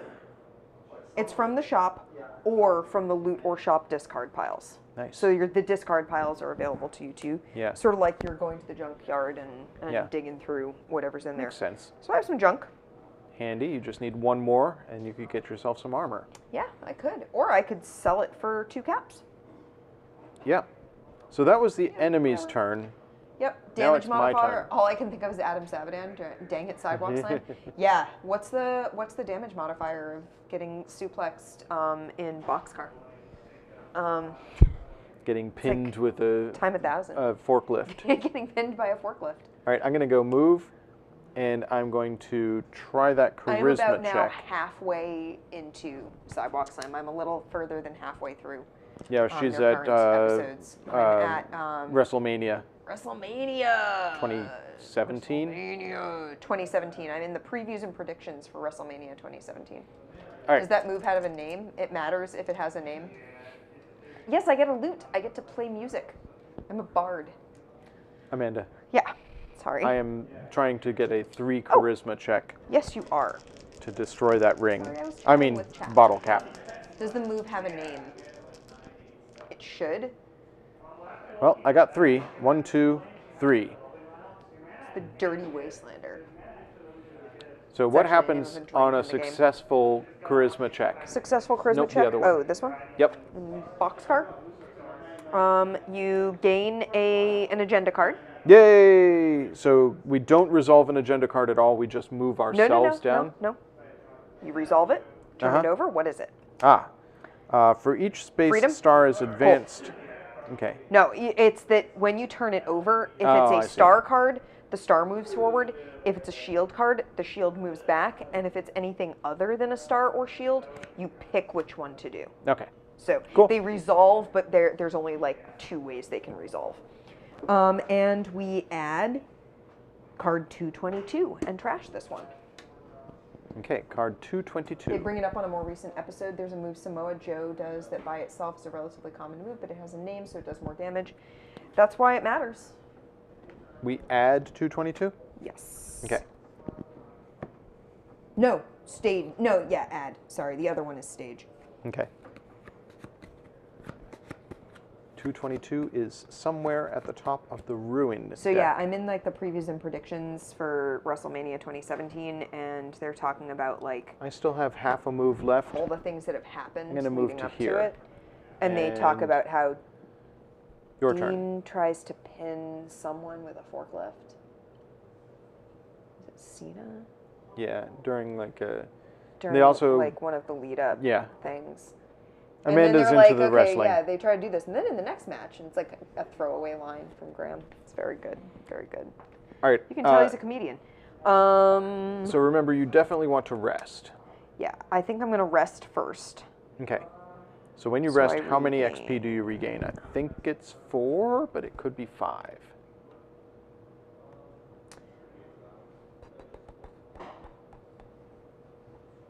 Oh, it's camping. It's not resting. It's camping. And it's important to note you can only camp if you're in an unoccupied space. Recover 3 HP. Okay. May do all of the following in any order. Recover 3 HP, unexhaust any exhausted cards, gain the well-rested trait, and trade with any other survivors in your space or an adjacent space. You're on an adjacent tile, but not an adjacent space. So. Yes. So you regain 3 HP. I'm not in the same space as a face-up enemy. Nope. Cool. So I regain 3 hit points. Boop, boop, boop. Back up to 10. The ghoul in... And you're well rested. Yes, and I am well rested. The ghoul in the base game starts with rads, but then rad damage actually heals them, or like gives them... Yeah, rad damage heals them. They start with lower max HP. Yeah, their max HP rad is damage lower, but heals rad them. damage heals them. So And they start vilified. They basically can walk through radiated spaces to heal up, which is really cool. Someone in the writing department has a thing for forklifts, evidently. Someone in the writing department is a cool. Mystery Science Theater fan, apparently. All right, Amanda, that was the first half of your turn. Yes. Then I am going to uncover, I'm going to explore this. Okay. It is a raider camp. It starts with a dude on it. Okay. So there's, if you are unaware of it, there's a rather infamous Mystery Science Theater song, They Tried to Kill Me with a Forklift. It is from...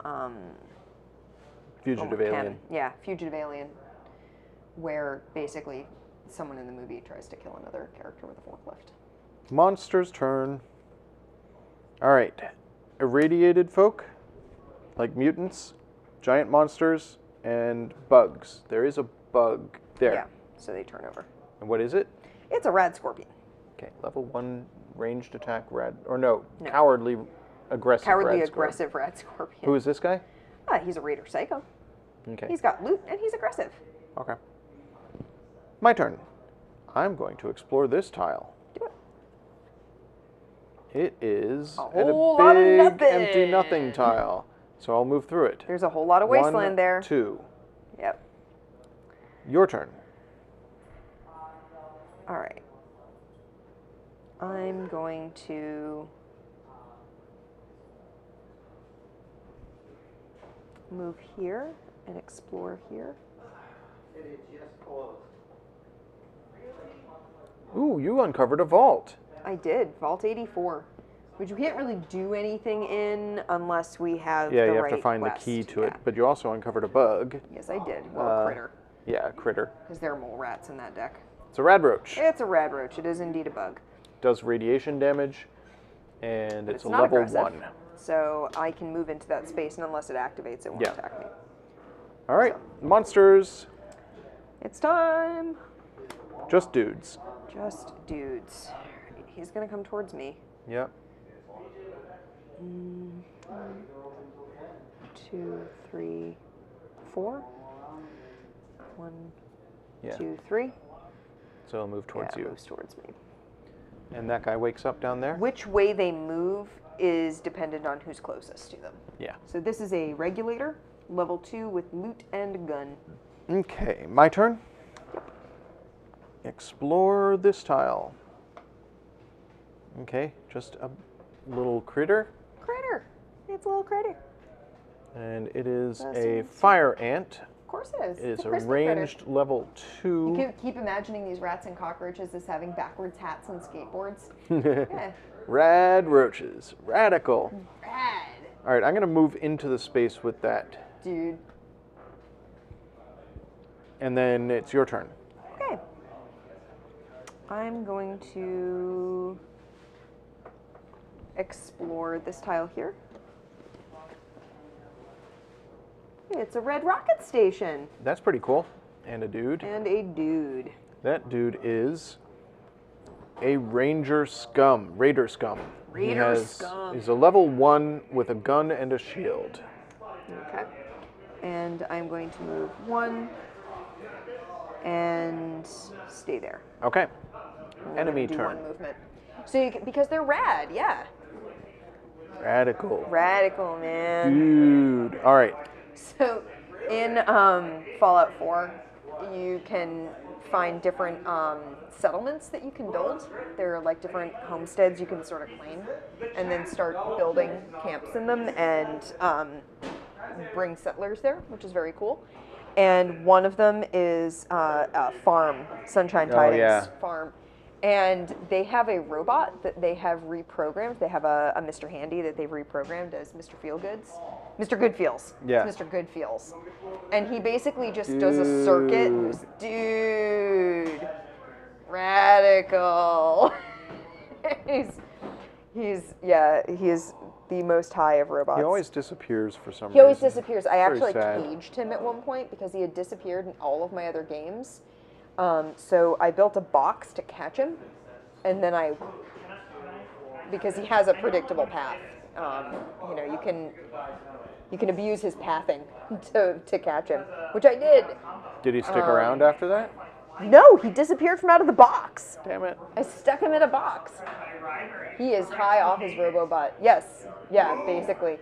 You can go into one of the barns and there's a computer that they've used to reprogram him, and they talk about like reprogramming him, how he's really groovy. He's actually in this game. Yeah, he is in this game. He's one of the encounters, I think, in the Ruins deck. I can't remember. There's another unique Mr. Handy in Fallout 4 that you uncover in Covenant, which is a gated community. It's super creepy. And they have a Mr. Handy that makes lemonade. Deezer's lemonade. And you ask what's in it, and he goes, it's real lemonade. It's all natural. All right. So monsters are moving. Shields move. So that shield is going to move towards us. But yeah, Deezer... Big monsters move. There's none. Bugs move. So this bug is going to move into the space with you, have fun. Amanda. Say hi to them for us. And was it Elena's birthday recently? It was one of their birthdays, and I'm a bad aunt and always forget whose birthday is close to ours. Molly, I'm so glad you could join us. That was a lot of fun having you. And I hope you enjoyed watching us play a game and just sort of gab, which is what we do. Bugs. So I moved that bug.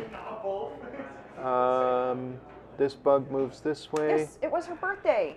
Amanda. I knew it had been her birthday. I'm fighting a fire ant. Oh, you're fighting a fire ant. It's Say a happy level birthday to 2. her for us. And that Head missing and them, arms. but I hope they're having. I hope both Elena and Cecilia are having wonderful times where they are. No, I rolled no heads or arms. I'm going to use my well-rested perk to re-roll that. Amanda, if you could put that in the perks. Come on, I need 2 hits. Dang it. I have no more re-rolls. I hit its arms once, which doesn't kill it. It gets 2 hits on me. My shield, my armor deflects 1 hit. So I take 2 damage. And I'm no longer well rested. What? That is what it is. I think that's all the enemies, so now it's my turn. Yes. I'm going to go boop, uncover this. It is Highway 47, and I'm going to move into it as my second half of my move. Your turn, Amanda. All right. Oof. Okay. Well, neither of these are aggressive. Yeah. Right? That's why the bug didn't attack you when it moved into the space with you. Yeah. I'm going to go boom, bump. Yep. And then bump and stop my movement there. Okay. Sounds good. Enemy's turn. Now it is mutants, robots. There is a robot, right? Yeah, there's we this have guy a here. Protectron. And dudes. Wow, we have a lot of those. Yeah. So this regulator's going to come this way. Yep. Pretty sure there. And there. And there, yeah. And 1, it's gonna come towards 2, me. 3. Yeah, 1, 2. 2. Yeah. Yep. Okay. That's everybody. It's my turn. Looks like we've made tons of progress. We did a lot of exploring, and we were very lucky in that the exploring that we did uncovered unaggressive creatures. Yeah. So we were Amanda's able to taken move some through. damage, but gone way up in level because she had that intelligence I had that quick bobblehead. learner Yeah. thing, and that gave me, and the intelligence bobblehead, and then quick learner Yeah. was the perk that I took I've with it. done very little aside from exploring stuff. I had one fight and I lost it. So I'm not having a great day. These things happen. But it's my turn now. I'm Yep. going to do an encounter in In the Highway ruins. 74. All right. Okay. You encounter Gil in the wasteland. Okay. Hey, it's Gil. He's brought a hammer with him, which he then hands to you. I tried this once already. Fair warning. It didn't work. He sets his lucky bottle cap on the hood of a nearby car and retreats to a safe distance, motioning for you to smash the cap. So you can smash the cap with the hammer. You need to succeed on a strength check of 6. Yeah. Or you can take the bottle cap and leave. I'm going to try and smash it. Okay. This is... I don't even know how to calculate the odds. I have to get 1 in 6 on each of the 3 dice. So the odds are You infinitesimal. do have strength, so you do have a reroll. I have 1 reroll. But yeah, not good odds. It's like rolling triple 6s here. Well, I got 1. There's 2. I need to get... Yep. My odds are better, but now I think it's 1 in 36. Correct me if I'm wrong. 1 in 186 for the first roll. Now I need 2 1 in 6 chances. Oh, close. You got one of them. I hit 5, so Well- I failed. Unfortunately. You bring the hammer down on the cap with a crack. The force of the resulting explosion sends you flying into a pile of rubble. You're going to need a bigger hammer. Suffer 3 damage. Ouch! Stage 223. I'm enjoying this indestructible This is bottle cap. We great. haven't encountered this before. And then we trashed this card. Okay, so yeah, I need to take it to Mountain Doom. Speaking of which, the name of this quest Yes? is The Blade That Was Broken. Aha! So We had already decided we were 100% going to be Mount watching The Lord of the Rings tomorrow. yeah, tomorrow, by the way, is Lord of the Rings and Chili Day for us. Because we've decided that this week is basically all of the things that we love about each other. So, Yeah. a lot of video games, a lot of board games, Cat. cat, roller coasters. I love this week. Yeah, it's been a great week. Gil means to destroy his lucky bottle cap. Yes. So, I cannot not think of this as, Gil come on, from The old Simpsons. Gil. Yeah. Gil needs some luck. You'll need a weapon powerful enough to turn it to dust. So you have 2 options here, or we both have 2 options at this point. A massive super mutant hammer might do it. Kill Okay. any mutant. Well, there's no mutants on the board. Oh, one will come up. Or maybe it can be destroyed with fire. You know just the weapon for the trick. Go to any settlement and encounter, discard a junk item to do that. Interesting. So you can do that Yeah, I could. because you have a junk. So this is the blade that was broken. Awesome. So that was the first half of my action. As the second half, since we've already made it all the way down there, I'm going to start looking at some of these tougher tiles. So I'm going to uncover this one. Hey, it's a mutant. We have a super mutant behemoth. Great. Oh boy. So he's super fast, level 3, and has Sphere Song, you know. cap. You know. It is indeed the shish kebab. So these things were allowed to know how things come out. So if you go and kill the super mutant, you gain the super sledge unique asset. Okay. And then trash this. But if you discard the junk, you gain the shish kebab unique asset and trash this. So, yeah, either way. Yeah. I just think this is hilarious. We gain an agenda card no matter what. And whoever does it gains 4 XP. Sweet. So. Well, there's a level 3 super mutant on the loose now. Head and arms. Great. He's tough. Head and arms. Those are really hard because super mutant behemoth's heads are so tiny. And it's your turn. Behemoth, if you will. Oh, dang it. I Behemoth. screwed up. What'd you do? I explored this tile, which I'm not adjacent to. I should have explored that tile. Sorry. Oh, okay. I'm going to put the super never mutant mind. back. The behemoth is not there. But we know there is one around somewhere. Yeah, there's one in the... wastes. Yeah. All I need to do is go out to the pylon. Oh, I found Vault 7. Good. Okay. So you may not be able to make it out on the overhead, but some of these tiles have green outlines for irradiated areas. Other ones have red outlined areas for difficult terrain. Normally, a space takes 1 movement to go through, and you get 2 movement per move action. You can do the move action twice for 4 spaces, but red are 2 move to get through it. Yeah. So. All right. That was the end of my turn. It's your turn. Are you going to do the main quest? I think I am, if you don't mind. Go ahead. So I'm going to go to New California Republic and try and do a P or a C check of 4. I have both perception and charisma now, which is pretty cool. So you get 2 rerolls. I miss you, Behemoth. We'll be reunited. Yeah, I'm gonna need those rerolls. You got 1. Yep. I actually have a 3rd reroll because Oh yeah, you're well rested. do my dude. 3. 3. Yeah. 1 in 6 chance? Ugh.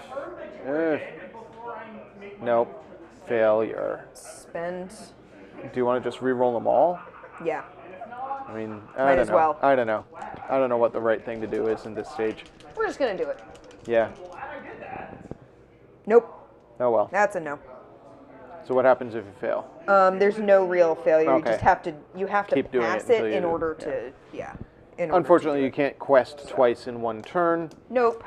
So. Which means I'm gonna rest. Oh, good idea. Oh no. Did I move into that space? I was already in that space. Yeah. I landed in it and then didn't Yeah. have any actions left. So I'm gonna rest. Okay, Gain so you 3 gain more 3. and gain my well rested again. Good plan. Ugh. Monsters. What happens? Stars, there's none. Yep. Robots, there's 1. It's here. Moves there, I guess. Yeah. And bugs. Well, we have a few of those. Yeah. This one I think is gonna move towards me. That move towards you. This is gonna just Move keep towards me. moving that way. Yeah. Okay. All Sort right. of vaguely moving towards both of us when it's that far out. Yeah. So My turn. there's the Fallout 76 map has a monorail going around it. Monorail. Which is really cool. And there are all these really tall pylons that are holding up the monorail track because it's all above ground. So you've got junk. I don't have junk, so I can't get the shish kebab. You can't get the shish kebab until you get junk, but you could gain the super sledge by going and killing a super mutant if we uncover one. Yeah. Dang it! I really. And when you go out to the pylon, there's a location out there that you can clear it and settle it, which is neat. And it usually has a random variety of medium hard bosses, like, bad guys. So there's sometimes a couple of snallygasters, which are some of the cryptids that are in the wasteland in 76. Sometimes there are some cave crickets. Those are infrequent. Same Really? with gulpers. I've never seen cave crickets. They don't tend to come out. You have to go all the way up to find them. Gotcha. They're like in that little settlement-y area. Gotcha. I've seen gulpers once. Mm-hmm. There were a couple of gulper devourers, so they were really large. Right now it's meat week. Yeah, it's meat week! There's a friendly super mutant named Graham who travels around the wasteland with his Brahmin, Chally the Moo, and Graham's holding a barbecue, or a meat cook, as he calls it, and you have to go kill stuff and get him special meat to bring to the barbecue, and then bring it to the barbecue, and you have to help him make it a good barbecue by playing music and scooping poop and adding stuff to the barbecue pit and turning the spit, and yeah, it's fun. So I'm sorry I interrupted you. You were about to say that there's a super mutant behemoth that spawns there. I would say super mutant behemoth and snallygasters are the most common. Yeah. And the behemoths are fun. They're just fun. You just stand up on top of the train and shoot them in the head. So the pylon at that point has stairs erected around it, and you can just climb onto the top. And I have the marsupial mutation that lets me jump extra high. So I jump basically up on top of the train where no one can get me, and I just snipe it. The lesson here is Amanda is really enjoying Fallout 76. I like getting the high ground and just sort of flicking them with bullets. All right, Amanda, it is my turn. I'm going to encounter this place does again. It take a lot of shots to kill a behemoth. All right.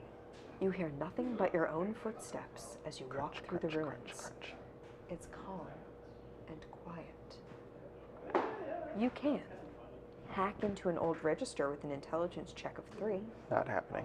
Or search for useful equipment with a perception or luck check of 4. Yeah. I guess I'll try the hacking. It's 3. It's a 3, which is doable. Yeah. Yeah. 1. I fail. Before you're done, you hear voices drifting through the ruins. There's someone here! Draw and fight a dude. All right, I am fighting a level 2 acolyte. He has coins. Cool. Head and arms. So if you kill him, you'll get 2 caps, because it's his level. Arms? No, I did not kill him. I take none. No, I take 2 damage. Yep. No, he got 1 hit. My armor negates it. Cool. So, Yeah. That was nothing. Yeah, he just goes back there. Dang it. It was a I am standoff. not helping a lot here. It's okay. And then I think this goes back in the deck. So sometimes these cards, the base deck for these encounters, you just recycle them. Yeah, they go and back hit to the bottom at of the them. deck. Yeah. All right, that was the first half of my turn. Yep. For the second half, I'm going to explore this tile. Cool. And It's a critter. got a critter, yep. And what's that? Hoffman Farm. Cool. And there's a level 1 aggressive mole rat there. It's not aggressive, it's cowardly. Oh, that's level 1 cowardly mole rat. Sorry. Yeah. Your If turn. you don't kill it, it's going to tunnel down into the Yeah, earth and that makes hide to sense. hit you later. Ugh, there are mole rats near where my camp is in 76. Alright. So you want to go to a settlement, right? Or is it a ruin? And use the... No, here. Yeah, but I could try to do this. Oh, yeah. I can try and do the check again. Yeah. Yeah, I'm going to try and do that again. Can I Okay. have the dice, So what do please? you need? 4? P or C of 4. Okay. Come on, dice. Be better this time. That's 2. Okay. 1 in 6 chance. This is your first reroll. Yep. Nope. Second reroll. Darn. Nope, nope. That's... Oh, yeah, you were you rested last time, so you're rested again. Nope. Darn it. Yeah. The dice don't like you. Nope, the dice are not my friends right now. I am gonna going to rest rest again? again. Yeah. And regain my well rested. And gain 3 hit points. Yep. Which puts me back at my max hit points. Excellent. It was all to plan. All right, I mean, now. I needed to regain the hit points, so I needed to do some resting anyway. Shields move. Giant monsters move. There's none. Robots move. Robot. Either one. They're equidistant. Yeah. All right. My turn. Yeah. I'm going to go fight that frickin' mole rat. So, 1, 2. Yep. I avoided the radioactive radiation, terrain. And punch a mole rat. Doesn't have any loot, but at least I gain an experience if I kill him. I need to hit his chest. I hit his chest. He hit me 4 times. I negate 1, so I take 3 damage. Bip, bip, bip. Him dead. You get an experience. I get an experience. That was... Oh, but I get another experience for killing a creature, because that's my perk, right? When you kill an enemy, gain 1 additional XP. Nice. So, I gain a level. Alright, so first, let's spawn a new bug on this space.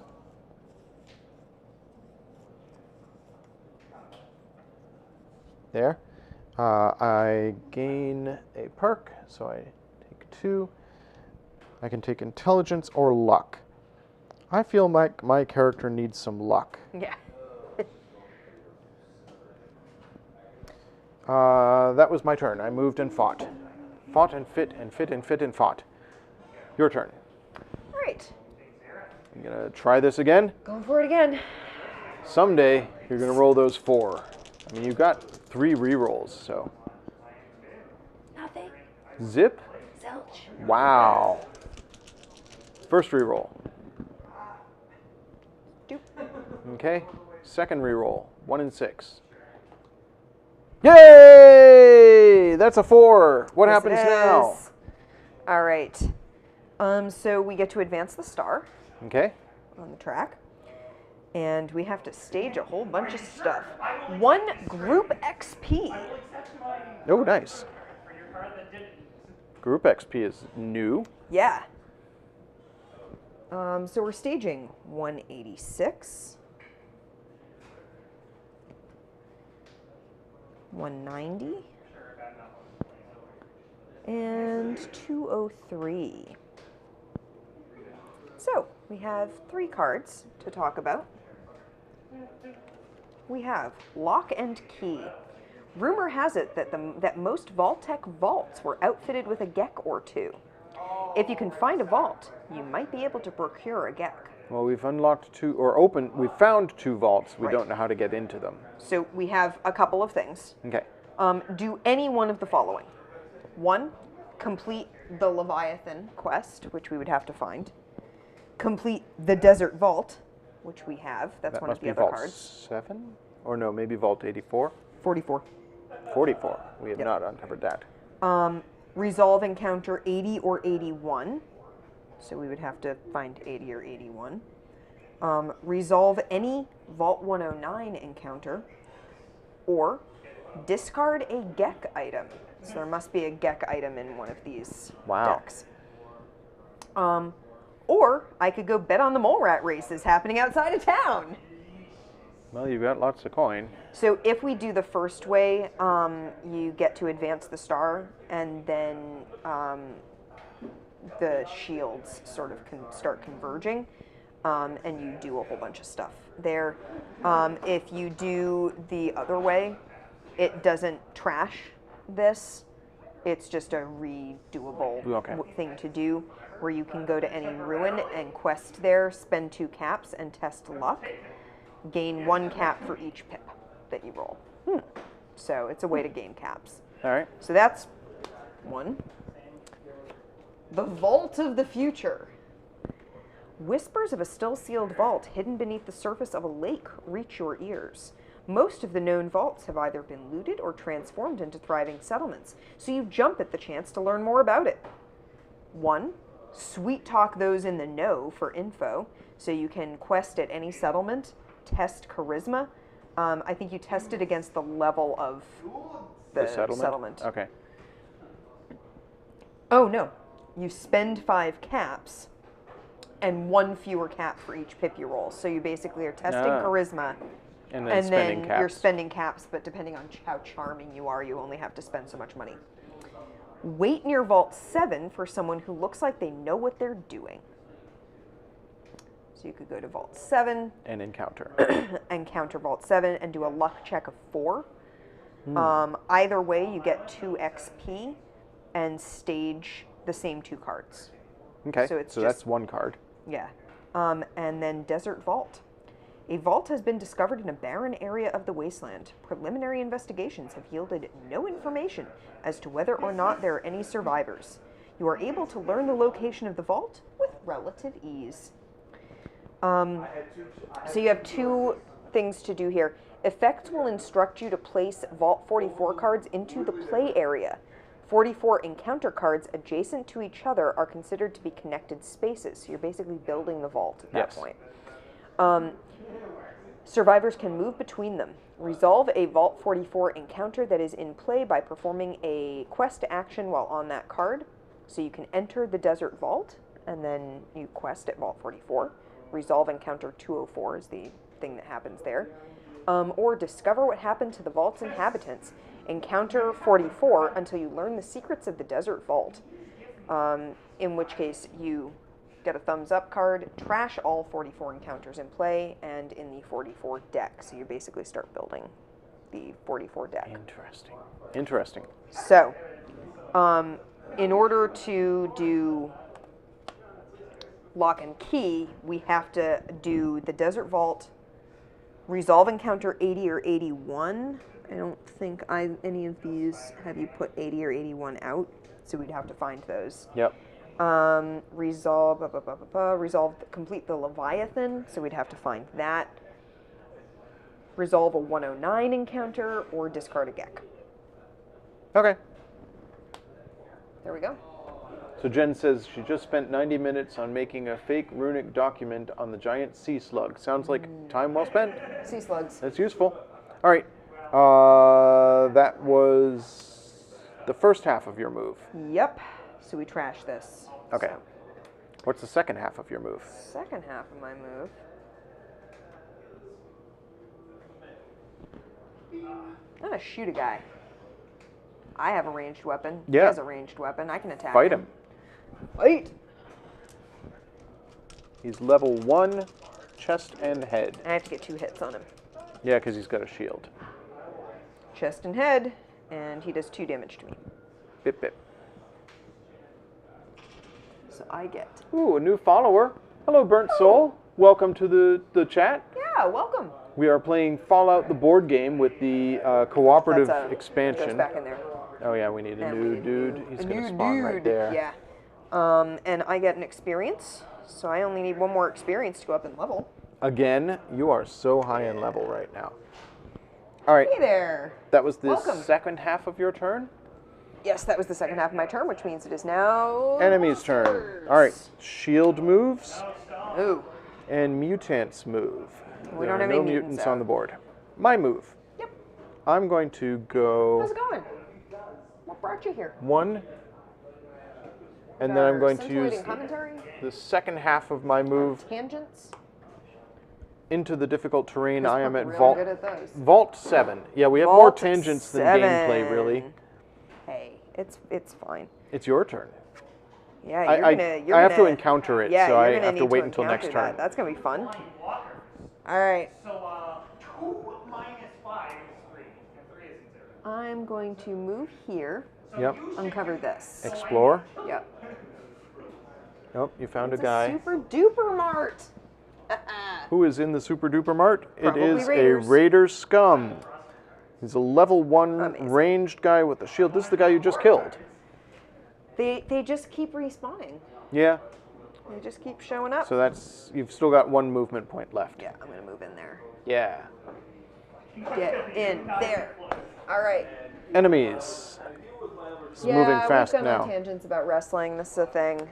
So there is that luchador, that masked. Shield moves. Oh, Probably towards you. Yeah. Robot need to get a moves. grip on it. One, Probably towards you. 2. Yeah, it's going to move towards me. And bugs Rey move. Mysterio. Well, okay, yeah, but the thing is, luchadors wear masks. One. Like that's a luchador thing. There's a card game downstairs that is about like masked wrestlers.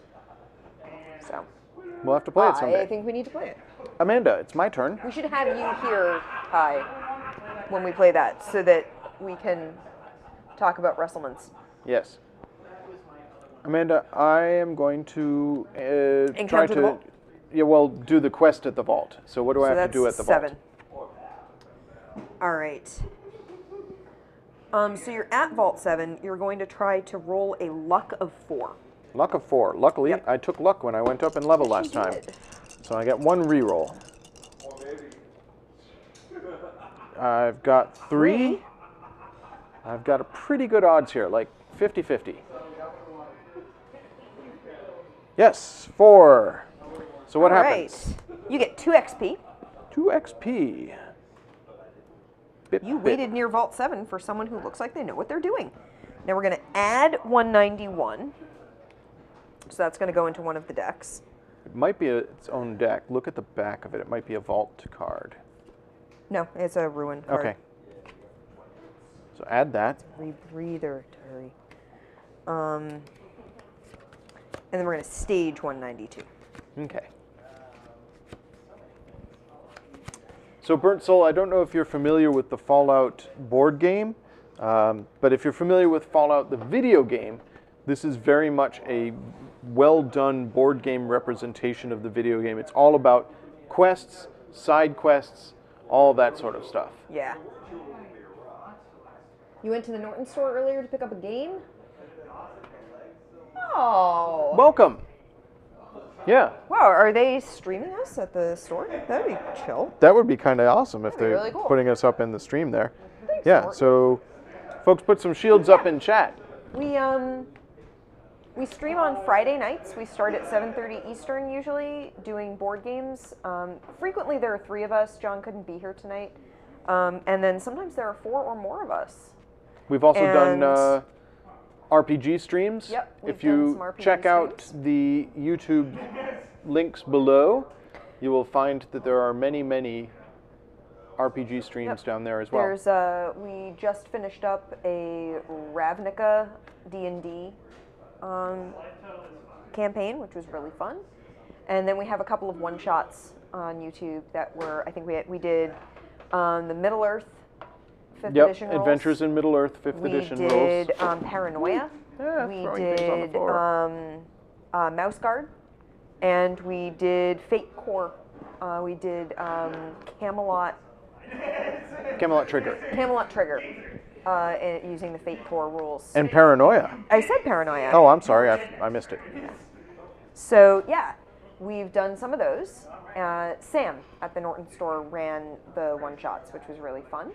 And on Friday nights we play board games, and then I do intermittent painting streams, which I will likely be doing a couple of this coming week. I'm going to be painting a set of Highlander the board game figures for my friend Sarah. 'Cause I already painted my set, so I'm going to be painting hers now. And Andy has done some painting. You did some Legion painting. You've done some 40K. Kill team. Yeah, I'm building a kill team. Stuff. Yeah, the painting streams are super chill. All right, deep breaths. Everyone take a deep breath. You learn that in order to get into Vault 7, you'll either need to build some sort of breathing apparatus or be able to hold your breath underwater. Additionally, you are warned that for whatever reason, none who have set out to explore the vault have returned to tell of it. I feel like this is going to be an endurance check. I don't have endurance. One is. So you can encounter ruins until you find the parts you need to build a rebreather. Ah, that must be what we just staged in the ruins deck. Hence it's called a rebreather, which is, Yeah. I would say that's an obscure ref. And then you encounter Vault 7 with the rebreather. Who needs a rebreather? Hold your breath and make the dive. And then you encounter Vault 7 and have endurance. All you need is You the just have to endurance have the stat. endurance. Yeah. Okay. And both of those stage the same new Okay. card. So, So yeah. that is up. So I may need to find myself some ruins. Thank you, Pi. I like the paint streams to be super chill. All right, that's just the end of my relaxing. turn. Oh no, I'm sorry, that's the beginning of my turn. Yeah. So I'm You going hung out to... and waited for someone outside of Vault 7. Is this robot standing in a ruin? He Yeah, is. he is. I'm gonna go bip bip. And he's not aggressive. Nope. So It now says it's... non-toxic. That's a plus. Your turn, Amanda. My turn.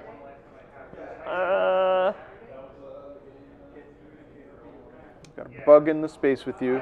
He's Yeah. level 1, does rad damage. Yeah, I don't love that. There's no way to cure rad. Well, there's rad away. Yeah, there's rat away. In I the could store. go buy some rat away. I think. Yeah, trust many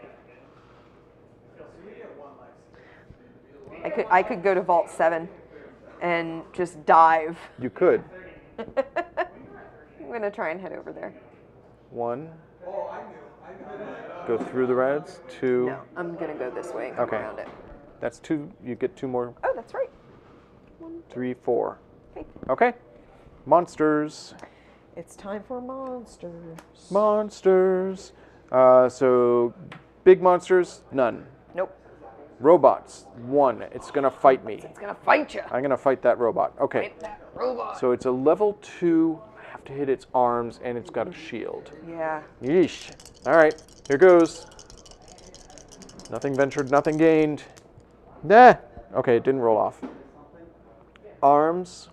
It's a level 2, so. I have no rerolls. So it hits me 3 times. My armor negates 1. I take 4 damage. Ouch. Ooh, you need to rest, hon. Yeah, I'm almost dead. Yeah, the beep boop man Rough. did not go down. Rough. All right. And dudes. So these God, guys. so the other day when we were doing meat week, Yeah.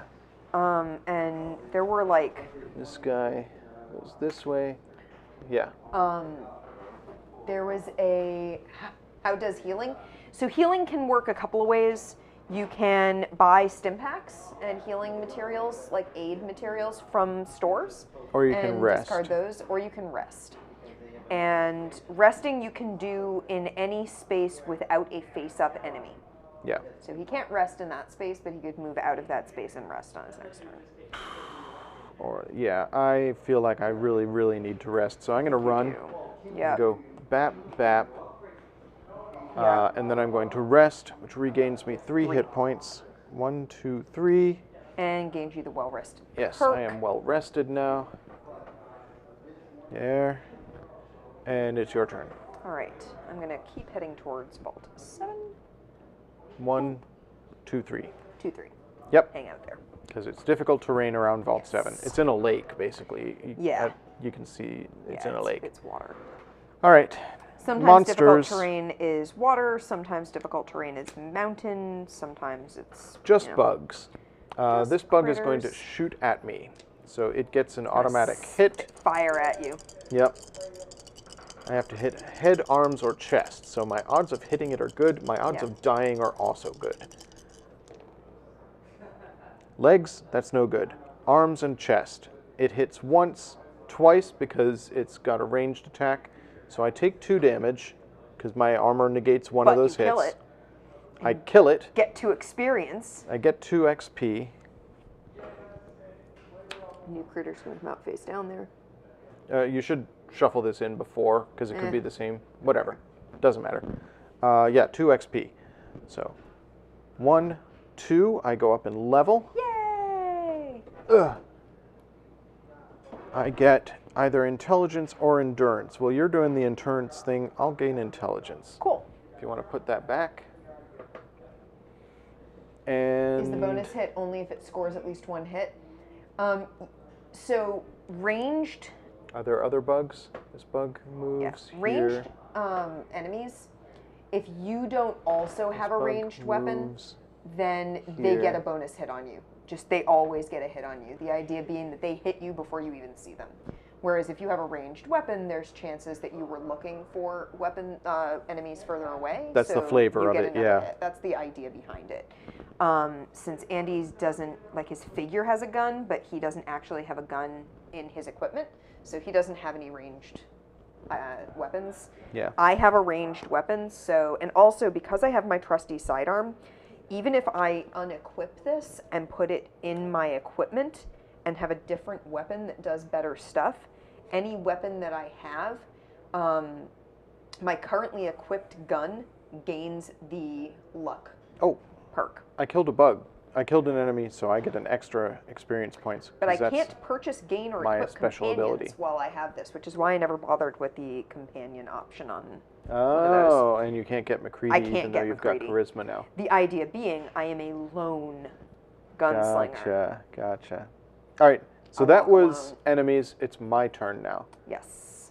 What you want to do? Do you want to camp? Do you want to rest more? Oh yeah, he's to face down, so I you can. Yeah, I'm gonna rest. Bip, bip, bip.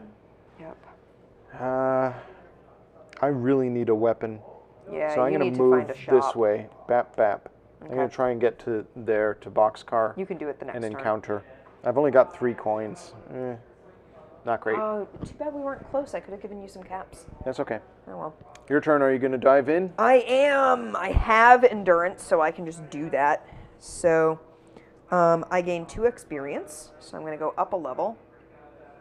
You are at max level. No, well, Boop. you get 2 perks and Yeah, I get to pick see what 2. you get. Luck or perception. That means I get to pick a perk because I have both of those. Okay. So I'm going to look through the luck and perception. So the perception ideas are concentrated fire, discard during a fight to choose 1 die, change each other die to match that result. That's nice. Toughness, discard to recover all of your hit points until the end of your turn. When you would suffer damage, suffer no damage. Or lead belly, discard to recover all of your rad. Oh no, that's endurance. Never mind. Yeah, luck and perception. There's only 1 perception where it should be. The endurance and perception had been swapped. Sniper. Discard to be a sniper. Until the end of your turn, you can target any enemy on the map when you fight using a ranged weapon. The enemy does not inflict range damage. Or night person. Discard to place your figure in any space on the map. Then you may perform a fight, quest, or encounter action. Those are nice. Or I can take the luck perks, which I'm not as into. I think sniper is your Sniper thing. is 100% my deal. Yeah, so take sniper. And just kill something on the map. Well, that- fight well, something. fight something on the map. And it can't fight you back. I mean, it fights me back, but it doesn't... Actually, no. The enemy does not inflict damage. That's pretty Cool. OP. Pretty good. Like Pretty it. good. So yeah, I'm going to pick that. Put these 2 back. So if I had drawn either an S or an I, I could have filled one of those in. I didn't draw either, so I Yeah. haven't made it harder for me to go up in level, but I have gained a skill. Very handy. Neat. So we're going to trash this in stage 193. So this is the choose your own adventure part of the thing, Burnt Soul. Ah, Leviathan. Ah. So this is the other quest that we needed, the other possible thing that we needed to do here. All right. We just needed to get to it. The vault doors slide open as you approach. Uh-oh.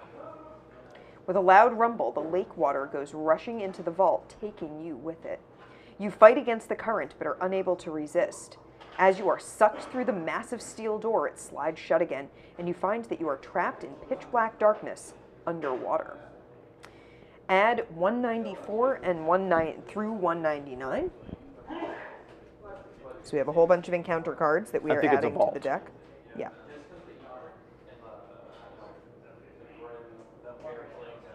There we go. While this quest is staged, survivors on the Vault 7 space cannot perform the move action and must perform the encounter action on each of their turns if able. Additionally, while this quest is staged, enemies ignore survivors on the Vault 7 space. So I am now in the underwater. vault. Yeah. You gotta get out of here, is the way to resolve this. Encounter 7 until you find a way to escape. So we are now in Vault 7. I'll just add Vault 7 here. Trash this card and each card in the 7 deck once you do that. So we have all of those. I'll shuffle it up. Shuffle those up, and I'm just going to have to encounter them until you get out of the vault. Yeah. You're trapped there now. I am. Well, that was the first half of your move. As the second half of your move, you're going to encounter Vault 7. So... This is neat. We haven't done this before. No, this is very cool. All right. You feel a frigid current tugging at you as you swim into the lightless depths. Could it be a way out, or is it just pulling you deeper into the vault? Who can say? If you are not a Mr. Handy and do not have a rebreather, suffer 2 damage. I don't have a rebreather, and I'm not Mr. Handy. You may either go with the flow, which is agility or luck of 4, or swim against the current, which has no check. It's just something happens. I'm going to try agility or luck. Okay. You have both agility and luck, so 2 rerolls. 3 because I have well rested. Yeah. That's a 4. That's a 4 on the first roll. Succeed. You close your eyes and drift with the current, letting it draw you through the dark tunnels of the vault. So relaxing. When you open your eyes, you are in a well-lit chamber surrounded by bottles of Nuka-Cola, caps intact. Neat! You get 10 caps. Delicious. And trash this card. So, wow. You are rich. I am rich. I hope I get out of here to spend them. Yeah. If you die, do you keep your caps? I can't remember. I think you do. You just have to respawn up here. Yeah. Anyways. That's the end of your move, Yeah, so it's it's my monsters turn. now. Glug, Glug, glug, glug. Yeah, definitely. Apparently I'm drinking a All right. whole lot. I'm going to be real sugared up. Stars and giants move. There are no stars or giants on the board, so now it's my turn. Nice. I'm going to go 1 space and encounter boxcar. Do it. Here. I'm just checking to see what happens when you're killed. Move from the map, and they place the figure in a space of his or her choice on the starting tile. Then that survivor discards all cards in his or her inventory, keeping any equipped cards, and returns his or her HP to its maximum value. Okay. And we also have to move that. That's right. So on the you track. lose any non-equipped stuff. Right. So I'd lose my But you junk. keep your caps. But yeah, I keep my caps. And yeah, like you said. Turn immediately ends, so like if I do 1 encounter, then I don't get another one if I die. Cool, okay. All right, it's your turn. So you must... I'm reading you a card. Oh, yes. You Sorry. went to a place. Yes, my encounter. Well, you're idolized, so guess what's happening? What's happening? Forced action. A whimpering dog wanders from person to person in the crowd. Oh, Hey, Sphere it's the Song! dog! It's the dog I saved earlier! The dog approaches you and seems to trust you instinctively. He follows at your heels. You gain the dog meat unique asset and trash this Yay! card. Yay, dog meat is my See, companion. I told you. Told you we'd find the dog again. There's dog meat. All right, so exhaust before a fight to ignore all ability icons on the enemy. If you have an aid item, when you keep this, if you have an aid item, keep this companion when it unexhausts. So if I exhaust him and then you don't have aid, I then lose the dog. You lose the dog, yeah.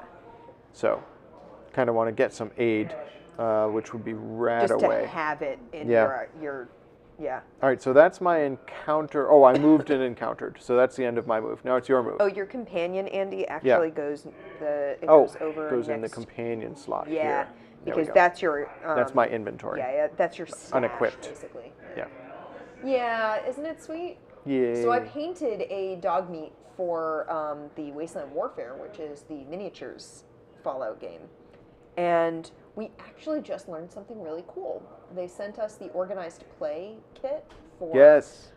Wasteland Warfare. Plug in a future event. We're going to be having an organized play Wasteland Warfare event in the store. And the scenario that they sent for the organized play promo event is defend the Saugus Ironworks, and that is very local. In fact, Battleground one of has a Battleground Saugus store. It's in Saugus. Pretty awesome. So that's up north of Boston, which is really neat. So we're pretty happy about that. Yeah, I'm I thought jazzed. that was neat. All right, so. So do you want to rest before you encounter Vault 7 again? Yes. Okay, so rest up. I think I can do that. It just says you have to encounter as one of your actions. Okay, yeah. On each of their turns, if able. Yeah. Cool. So yeah, I'll rest. 1, 2, 3. You're still well rested. And now I'm going to encounter a card until Okay. I find a way to escape. Yep. You find a working computer encapsulated in a bubble of air. You are able to interface with it by putting your arms through 2 long tubes. Spotlights illuminate the console as if beckoning to you. If you are not a Mr. Handy and do not have a rebreather, suffer 2 damage. I think this is just happening in this vault. Yeah.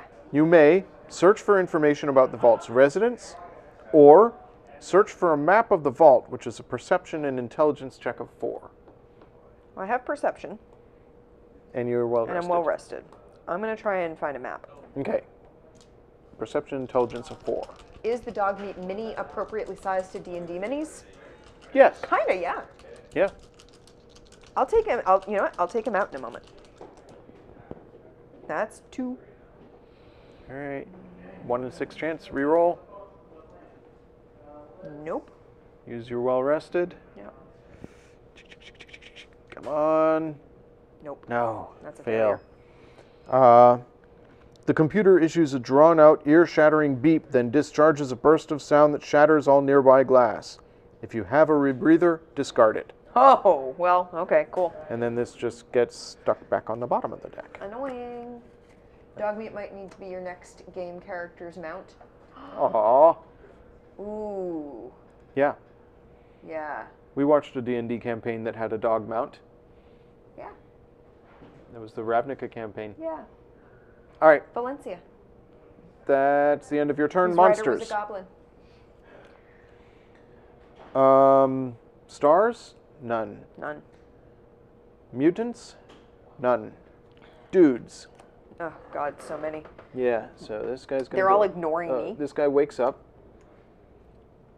This guy moves this way. Why is he moving that way? Well, that's the closest to me, Okay. right? No, this connects with this. No, he connects- was here. Oh, okay. So, Yeah, all right, I already moved them. So. awesome. That's all the dudes. Kidoki. My turn. Yep. Um, Yeah, I'll bring out. Oh, Amanda, how do I bet on the mole rats? How do you bet Is on that one of mole the rats? things that's still out? Yeah, I think it is. Yo, go bet on the mole rat races. Go to any ruins. Oh, I have to So go you to can't a do it ruin. in the settlement. And spend 2 caps and test luck, and you gain caps for each pet. All right. I can't do that. Can't do that there. You don't have any junk. I wish I had been able to pass you junk or stuff before I went into this vault. I went diving. I'm going to rest once. 1, 2, 3.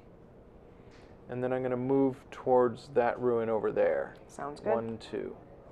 Cool. Backtracking a bit, but I need stuff. I'm going to rest. And then encounter. Yep. I think that's what you do in this vault. I think it is. You find a working computer encapsulated in a bubble of air. Hey, wait. Is it the same card? Did I put it on... I put it on the top of the deck instead of the bottom. Sorry. Oops. No. It's a different card. Ooh. Okay. I haven't seen that one. You are able to interface with it by putting your arms through 2 long tubes. Spotlights illuminate the console as if beckoning to you. If you're not a Mr. Handy and do not have a rebreather, suffer 2 damage. You may search for information or search for a map. Perception intelligence. It's exactly the same stuff, but it's a different card. Different things happen. Okay. I'm going to try looking for a map. Okay. Need Perception a 4. or luck? Perception or Oh, intelligence. intelligence. 2. Yep.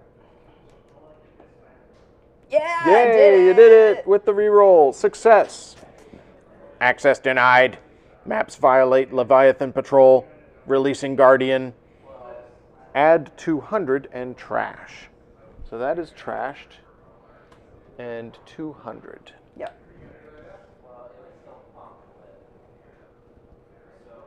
But do you doppel? You don't tumble, maybe you don't kipple, but do you doppel?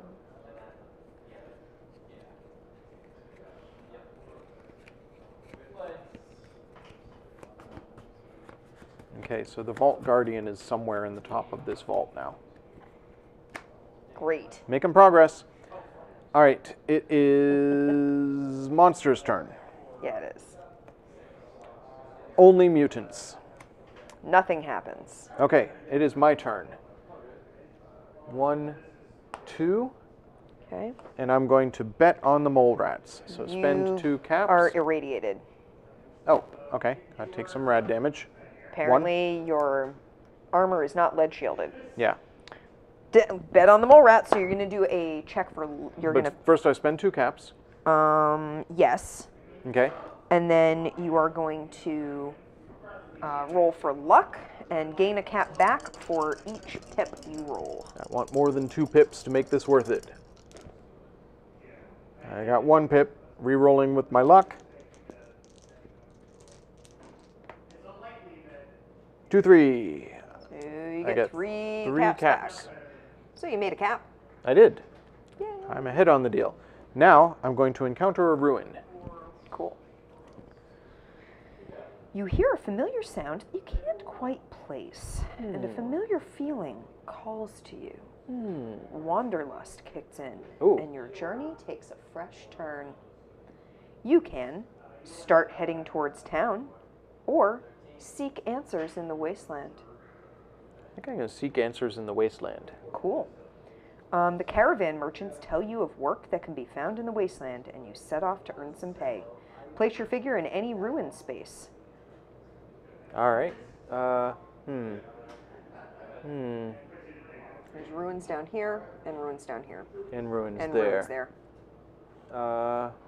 And ruins there. Yeah. I'm going to go here. Okay, so we're going to stage 130.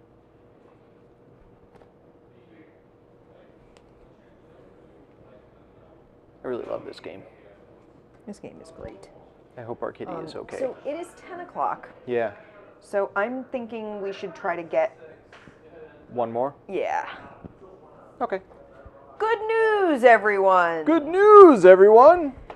Everyone's talking about an eccentric inventor working on something outside of town. He has a few different projects and is looking for whatever help he can get. So you have 3 options here. He claims his research into mutation could help heal injuries. You can kill a super mutant overlord to finish it that way. He has ambitions to control a robot workforce using wireless signals, kill a sentry bot. Or, most ridiculously of all, he supposedly is nearing completion of a device that could teleport people great distances. Kill a glowing one. So None you of have those to, are on the board. No, so the way to deal with that is to kill. Yeah. Every single one of those gets you a thumbs up card and stages a different Cool. secondary quest. So I love good all the different. I love all the different branches Yeah. in this game. All the different. And that gets trashed. By the way, that Yep. would have happened with either direction you took. Yeah. Cool. All right. It just would have teleported It- to a town yeah, instead of a it- ruin. yeah. Gotcha. All right. Riding dogs are pretty cool. That's Less damage the than a end horse, of gets my advantage over move. Perception. Neat. Amanda. Yeah, I'm gonna rest, Okay. Bloop, bloop, bloop. find somewhere to breathe, and then encounter. Good gracious. You find a working computer encapsulated in a bubble of air. Amazing. You're able to interface it with by putting your arms through the 2 long tubes. Spotlights illuminate the console as if beckoning to you. If you're not a Mr. Handy and do not have a rebreather, suffer 2 damage. You may search for information on the vault residence or search for a map using P or perception or intelligence of 4.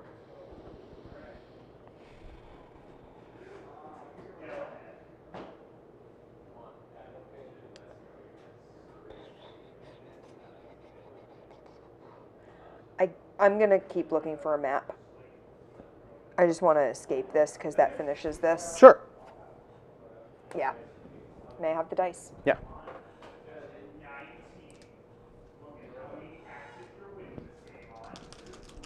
Dog meat's the best. That's a zilch. Okay. Perception reroll. Yep. Did it. That's a 5. Access denied. Insufficient data. Damaged sectors detected. 4, 4, 4, 4, 4, 4, 4. A nearby locker clicks open, and the computer explodes. Keep this card. It is a rebreather. Yay! I have a rebreather. Nice. If I'd failed, I would have been a super mutant. Then it exploded. All right, all right. That's really funny. That's the end of your turn, so it's enemy's turn. All Giant right. monsters. None. Mutants. None. Bugs. Yep. This guy wakes up. This That guy moves closer towards to me. you. This moves closer to you. Yeah. All right. Cool. My turn. Yep. Where am I? I'm in a You're in some ruin. ruins. I'm gonna encounter the ruin. Actually, should I rest first? I'm gonna rest first. Blip, blip, blip. Almost to full health. And now I encounter the ruin. Are you reading That's the really vault funny. stuff? Yeah. Yeah. You find a heap of metal and glass scrap. You think you could use it to fashion a number of devices. You could build a rebreather with an intelligence of 3, or build something useful, or explosive. I'll build something useful or explosive. You assemble something from the scraps of metal and glass. It is not what you set out to build, but you think it might be useful nonetheless. Choose one tool, trap, or grenade item from the shop or the discard pile and add this card. There are no tools, traps, or grenades. And we don't have a discard pile. Crap. Nothing. That's really I annoying. get nothing. Oh well. And this card goes back in. Yeah. So that's really frustrating. Oh well. No, well. You should refresh that lineup. Yeah, but I want this aid so that I Yeah, can you give want it that to rat dog away. meat. Well, you have 4 caps now. I do. So I you just could- need to get to a shop. Or I guess no. Towns usually have a shopping option Yeah. on their cards. Yeah. You just ignore the encounter otherwise. Yeah. Okay. All right. That was my first move. So is my second move. I'm gonna run past this bug Yeah. and go here. Cool. Yeah. it's It's all one space. All right. It's your turn. Yes, it is. Rest. I'm going to rest. I mean, I have a rebreather, but Yeah. there's no reason not to regain those hit points. All right. The Guardian has you in its sights, a blinking red searchlight illuminating you in the dark water. Alert, alert, contraband detected. If you are not a Mr. Handy and do not have a rebreather, suffer 2 damage. Draw and fight a robot. Oh, okay. It is the Guardian. All right. What is it? Please tell me it's a sentry bot. It's a sentry bot. Amazing. Level 3, aggressive and ranged, which don't really matter. No. Chest and arms. Oof. Okay. All right. All right. All right. You've got your gun, so that's a luck reroll, Yep. and you're well rested. I am. All right, have at it. Level 3. You need to hit it 3 times, chest and arms. I see arms, arms, chest. It's going to do a lot of damage to me, but I got it. Okay. That's arms, arms, arms, arms, chest. All right, So so that's 3 hits. you take 4 times 3. 12 damage. Yep. Ouch. So I'm at 4. Eesh. Yeah. That was painful. The Guardian buzzes and explodes, I sending get red-hot experience for shards. that, don't I? You do. You get 3 XP.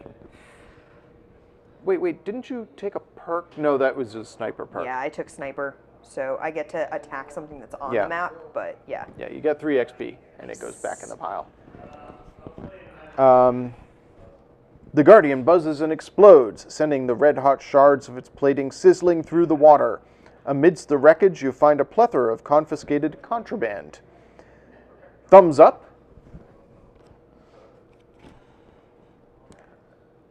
Untouchable, it is not either, so we get to choose. Cool. I'm advancing that. Yep. Gain the Your Special unique asset and 4 caps. I'm special. And trash that. Once upon a time in 3.5, I awakened a tiny spider, so like kind of huge for a spider, and it became my cohort. It became a warlock, took the flying incantation and cast Eldritch Blast Death Star style out of the tips of its legs. That's fantastic. Amanda, you're special. I'm special. I may discard this card to level up. Excellent. It's a book. Do you want to do it now? Yes.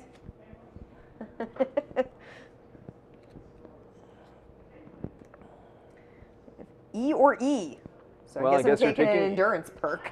Yeah. Well, you already have. No, you got a perception perk. I got a perception perk. Yeah. Is one of the endurance perks the ones that resets your health? Yeah, discard to recover all your hit points. I think Yeah. that might be the way to go. And then discard it, Back goes. and you're at full health. After taking 12, you're still in the game. Man. That was rough. Okay. But you went up a level. I went up a level. All right. That's the end of your and- turn. Well, no, because that finished this. Did it? Complete the Leviathan. Well, no, I haven't completed because I haven't gotten out. Right? What I haven't escaped. what card was the thing we just trashed?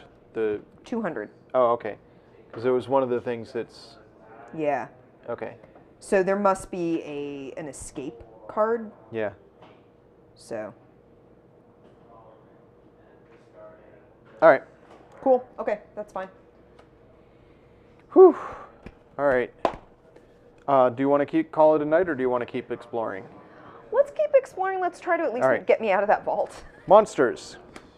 Stars. Nope. Mutants. Nope. Dudes. Yeah. All right. Coming for you. Yeah. So this one's we'll coming- resolve that last. He's ranged. He's Okay. going to fight. So these guys are going to come in here. This guy is going to come here. And both of these guys are going to shoot me. Yes. All right, let's do the level 1 one first. Can I have 3 dice? It automatically gets 1 hit. Which you're going to negate I because you have need armor. head and chest. Chest, chest, chest, and no pips. Nice. I killed him good. Nice. So, So he's dead, and you get experience from him. Shuffle, shuffle, shuffle. The nearest dude space, which is that one, gets a new dude. And I get 1 XP for killing him, and 1 XP because my special ability is I gain XP when I kill something. Nice. So I almost leveled up there. So you're now, Now gonna I'm shoot fighting the a other level guy. 2. He gets 1 Yeah, automatic I hit. have a rebreather now, so it is a lot less scary to be in the vault. That dude didn't have any loot, did he? No, I don't think so. It was this guy. Yeah, he has a shield, and Yeah. monsters don't drop caps. Some do. Some of them have like money. Yeah. Well, some of them have loot icons, and some of the loot cards are caps. Legs, arms. So I've Legs killed and him. arms. Yep, you have killed him. Chest, he gets 2 hits on me. 1 of them is negated. So you So I take take 2 damage. And you get 2 XP. I get 2 XP. I actually get 3 XP. 1, Nice. 2, 3. And I level up. Got 2. Yeah, there are loot cards. Some of them are like cap cards that you basically Perception just can't or write in agility? for multiple caps. I'm going to take perception. So just like you don't always find caps when you kill something, you're not always going to get caps, but when you get loot, like sometimes you kill something and you don't really get anything useful. Sometimes Speaking you of just which- get ammo. And since, you've got ammo, like there's no ammo in the game, you're never going to run out of ammo with a ranged gun. So. But speaking of which, I get loot for killing that guy. I get a stealth boy. It is an Nice. item, tech. During a fight, before resolving the enemy's hits, you may discard this card to resolve your hits first. If the enemy is killed, do not resolve its hits. Very nice. So I've got first strike now, Very nice. Very nice. which is handy. And that's the end of the monster's turn. Now it's my turn. Yes. I'm going to go here, and I'm going to encounter this city. settlement. As you enter the settlement, you see a grisly sight. The strung-up body of a man. A sign reading "Synth" hangs from his chest. Oh man, this is that guy that you couldn't convince them not to lynch earlier. Yeah. I'm sorry. You have 2 options. Exact vengeance on these animals, or ignore the body and go about shopping. Crap. It says synth next to exact vengeance on these animals, so I think maybe that's required. If you're It's not forced. No, it doesn't Oh, it say doesn't say forced? I think you have to be a synth to do that. Oh, okay. I'm not a synth. So I'm just going to ignore the body and go shopping. I'm going to spend 4 caps, which is all the money I have, to get just gonna this double rat check away. that. Yeah, some options have conditions that must be met in order to choose that option. For example, an option may require a player to have the vilified or super mutant trait. So yeah, you have to be a synth to do that, and you're not a synth. I'm thinking. Ooh. So you got your rat away. Yeah, I could take McCready. You could. What level is this place? It's level 2. So let me check companions. I don't know if you can have more than one. You can't. I'd So have you'd to have get to rid of dismiss dog dog meat to meat. take McCready. I think I'm going to keep dog meat. Yeah. I uncovered a hunting rifle, which costs 6 caps, Ooh. but is perception and agility. And during a fight against an enemy in your space, for each head result rolled, inflict an extra hit. Headshots. Yeah, gotta shoot him in the head. Gotta shoot him in the head. All right. Sometimes you just gotta shoot him in the head. I need a weapon, Yeah. but other than that, I feel like I'm in pretty good condition. It's your turn. Cool. You don't need to rest, so you can just encounter. Yeah, I'm just gonna encounter. Okay.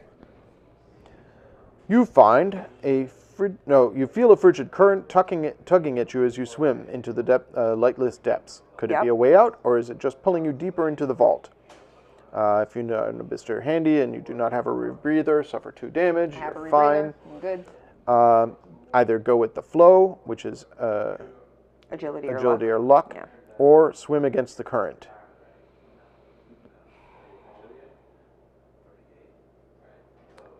I'm going to try agility or luck. Okay. Can I have the dice, please?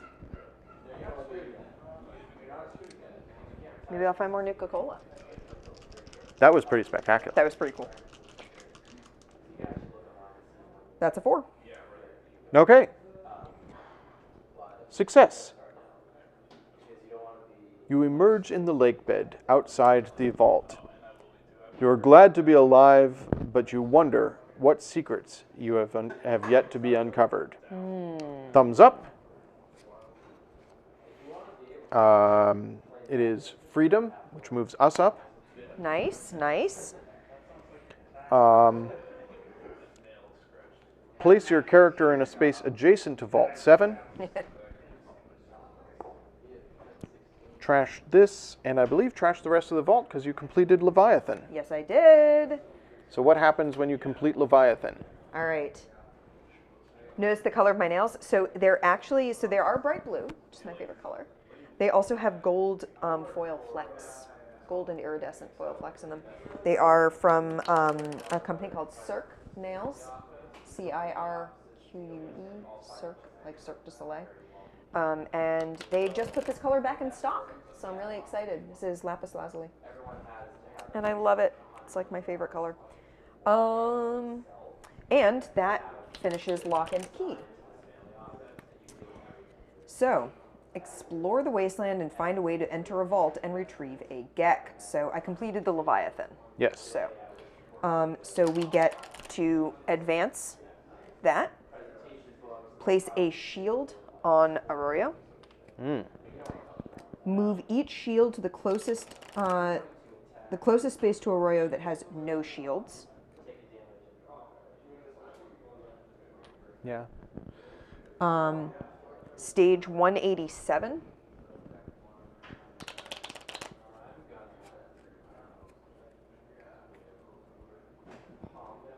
Scorched Earth.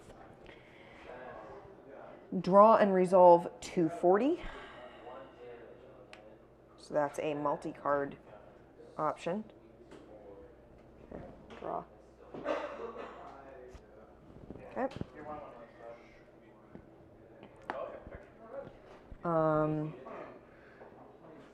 2 group XP. Bip, bip. You went up again. Yep. Take the intelligence perk. Intelligence. and trash this card. All right, so I'll do this first, and then I'll read Scorched Earth. Okay. You hear a familiar sound that you can't quite place, and a familiar feeling calls to you. Wanderlust kicks in, and your journey takes a fresh turn. Oh, you should be reading this. Oh, Because sorry. I'm the one doing it. Yeah, okay. Start heading towards town or seek answers in the wasteland. I'm going to head towards town. Okay. So, yeah. I move to a town. Rumors lead you to someone seeking your help. Place your figure in any town space and stage 112.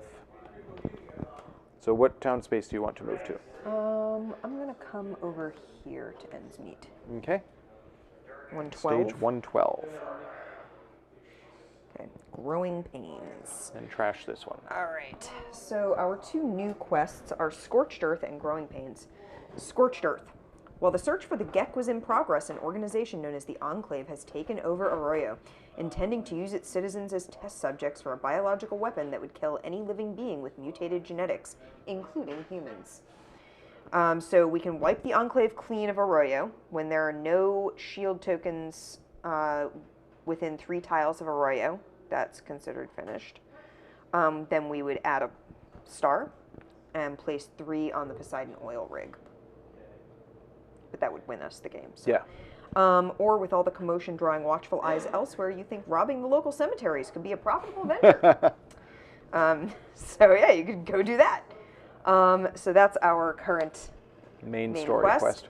And Growing Pains. A recent group of raiders have started to hunt the local game for sport, leaving little food for a fledgling settlement in some nearby hills. They ask for whatever assistance you can spare. Dispose of the raiders' leader. You kill a level 2 or higher dude. That gains you a thumbs up card, 2 loot cards, and stage a card. Or provide some food for the settlement. Kill a level 2 or higher critter, and you get a thumbs up card and some caps. So we have another side quest. So yeah. Awesome. That's the end of your turn. That's the end of my turn. That's the end of the round. Yep. Because we finished going through that deck, so they move up. Yep.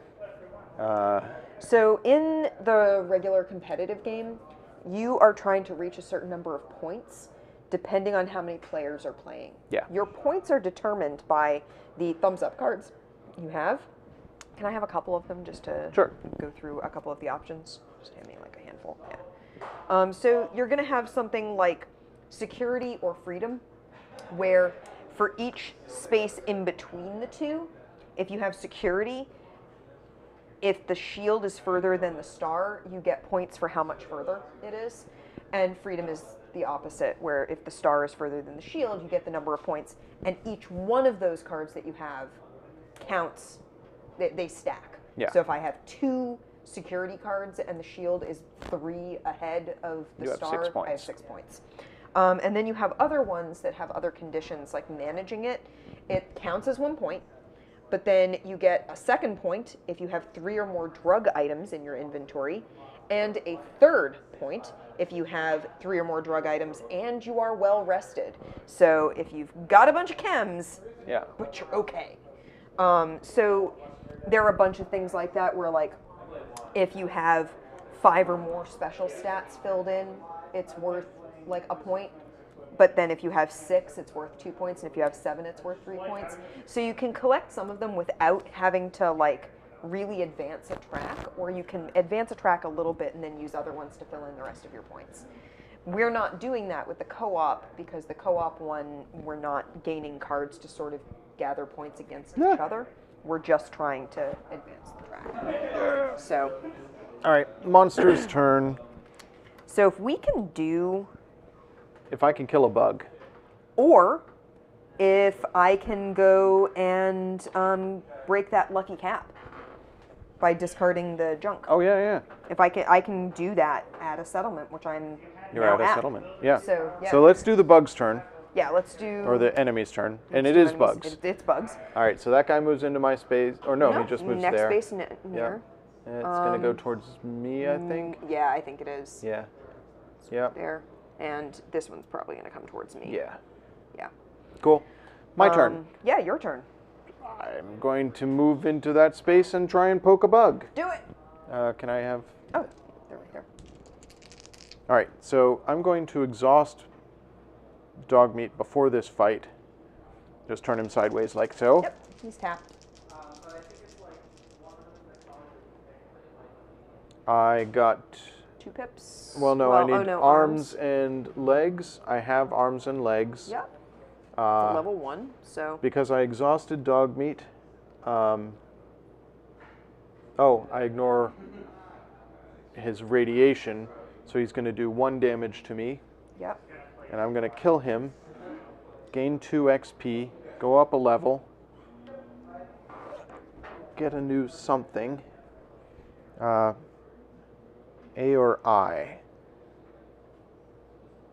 I'll take the agility. Yeah. And then I killed a bug, which means what? It's one of the side quests, right? It has to be level 2 or higher. Oh, darn it. Yeah. Oh, well. Sorry. That's okay. He's going to respawn here. It just That's has to the be nearest big bug. enough that you're giving food Gotcha. to a settlement. Oh, well. I done a thing. You did a thing. Amanda, your turn to do a thing. I'm You gonna gonna use your scrap? Yep, I'm gonna discard a junk, and maybe it can be destroyed with fire. You know, just the weapon for the trick. So I'm gonna discard my junk. You get the shish kebab. I get the shish kebab. Unique asset. So it is a weapon. I'm just gonna put it in my inventory there. Yeah, during a fight, the chest or the ult with the crit damage with the arms, legs, and chest always inflict hits on the enemy. So even if it's a head-only enemy, doesn't matter. You're always going to hit. Cool. It's the shish kebab. And I discarded a junk item. The cap bursts into flame, pierced by the fires of your sword. So we gain a thumbs up card. Security. So we move them back. Boop. And I get 4 XP. And trash that. Well, shall we call it? 1, 2, 3, 4. Yeah, I think we should. All right. Because we've played a whole bunch. We have. We got to explore. You ran through an entire vault. I did. We would be hitting one of those at some point in the near future. Yeah. Because one of these... Odds are one of these bugs get is a level 2 bug. Or one of the dudes is a level 2 dude, and you can kill the Raiders leader. So you can kill the Raiders leader, or you can kill a bug. Oh, So well, you there's can- a level 2 dude here. Yeah. So, yeah, you could... I'm sure that would happen in the near future, and you'd get another card. What's the next thumbs up card in the deck? Next thumbs up card. Security again. Oh, well. But that would come out as the creatures. Oh, you're right. So... And then the one after that, security. Security. So we we would have been playing for a little while longer, but I think we are pretty clearly going to be winning this. That was fun. So, oh man, I love That was Fallout. really neat. Amanda, happy anniversary. Happy anniversary, honey. This was a wonderful way to spend our anniversary. Yeah, I agree. Congrats on winning the game and having a lot of fun. That vault delve was neat. Yeah, that vault delve was awesome. I didn't get to... I could have used the sniper to kill a level 2 thing. Oh, you could have. Yeah. You totally could have. So, yeah. But it do would have just that. got us more security. Yeah, but, like, I could choose when to do it. So that definitely, if we had sort of been... Or you sitting could there use being the like, sniper to kill one of the dudes in Arroyo. That's true. Get rid of one of them. Yeah. So there are also... the way that you figure out how strong... these represent, like, enemy agents. And the way that you know what they are in terms of level is that there's a little box on the scenario card. So this one tells you that the Enclave, after this enemy type activates, advance the shield token 1 space. Then if there are 5 or more shields on the map... we should have been moving them forward all the time. Whenever they activate. They activated maybe 3 times. Oh, yeah. We missed that. Yeah.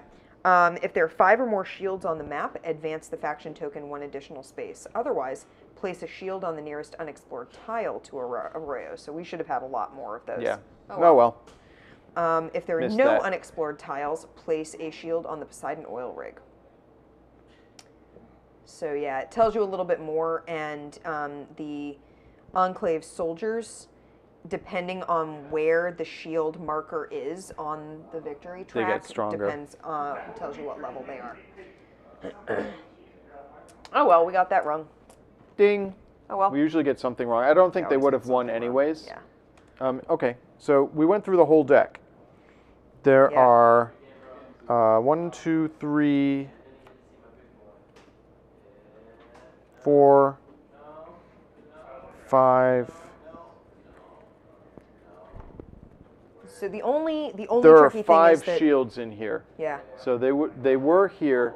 1, 2, 3, 4. they Ooh. would have won. Yeah. But we knocked them back a couple times. Yeah, we would have knocked them back a few times in there. So I think we could have managed would have it. actually been a lot closer than it was. Yeah. Anyways. That was a lot of fun. And Yeah. as you can see, there's like a lot of variation to the game. There were definitely things in this iteration of it that we had not seen before, which is really cool. Yeah, we've played this game so much, and we're still encountering new stuff. Like, we've never done Vault 7 before. Ever. Yeah, that's Yeah. a brand new experience. Here, these go in the settlement deck. So, yeah, I cannot recommend this game highly enough to anybody who enjoys. so much fun. The solo variant is also a ton of fun. It's not that hard to figure out what you're doing in the solo variant. Are there harder modes or more complicated map layouts? Glad you asked. So the basic game has some map layouts that are, pretty normal, pretty basic. There are 4 different scenarios. There are 4 scenarios in the base game.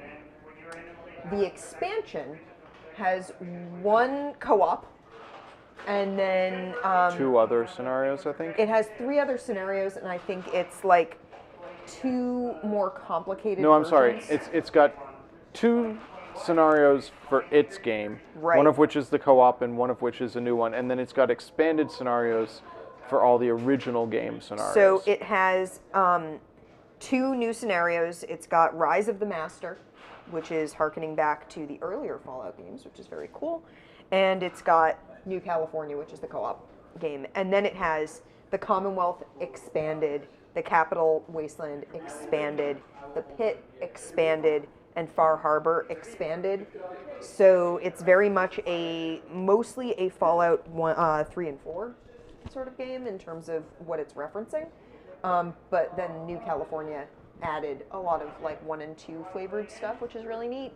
And the expanded maps are using all of the additional tiles that the expansion added to the game, so that your map is a lot bigger and you have a lot more going on, and the expansion adds a lot more missions and more difficult stuff to deal with.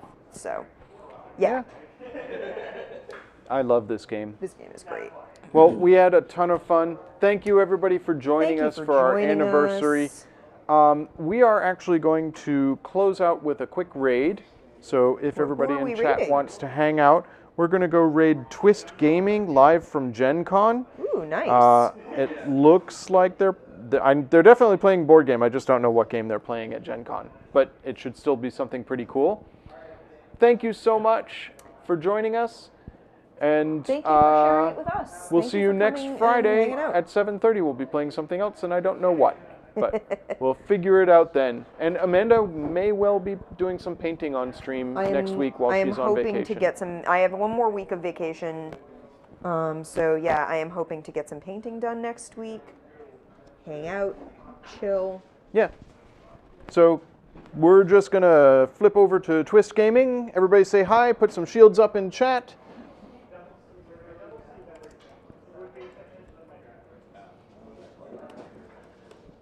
And have a wonderful evening. We will see you next week at the very least. Yeah. We'll see you then. Where is 187? You'll find it. I hope everybody had fun and enjoy whatever it is that they're playing over on Twist Gaming. There it is. Bye, everybody. Bye. 7.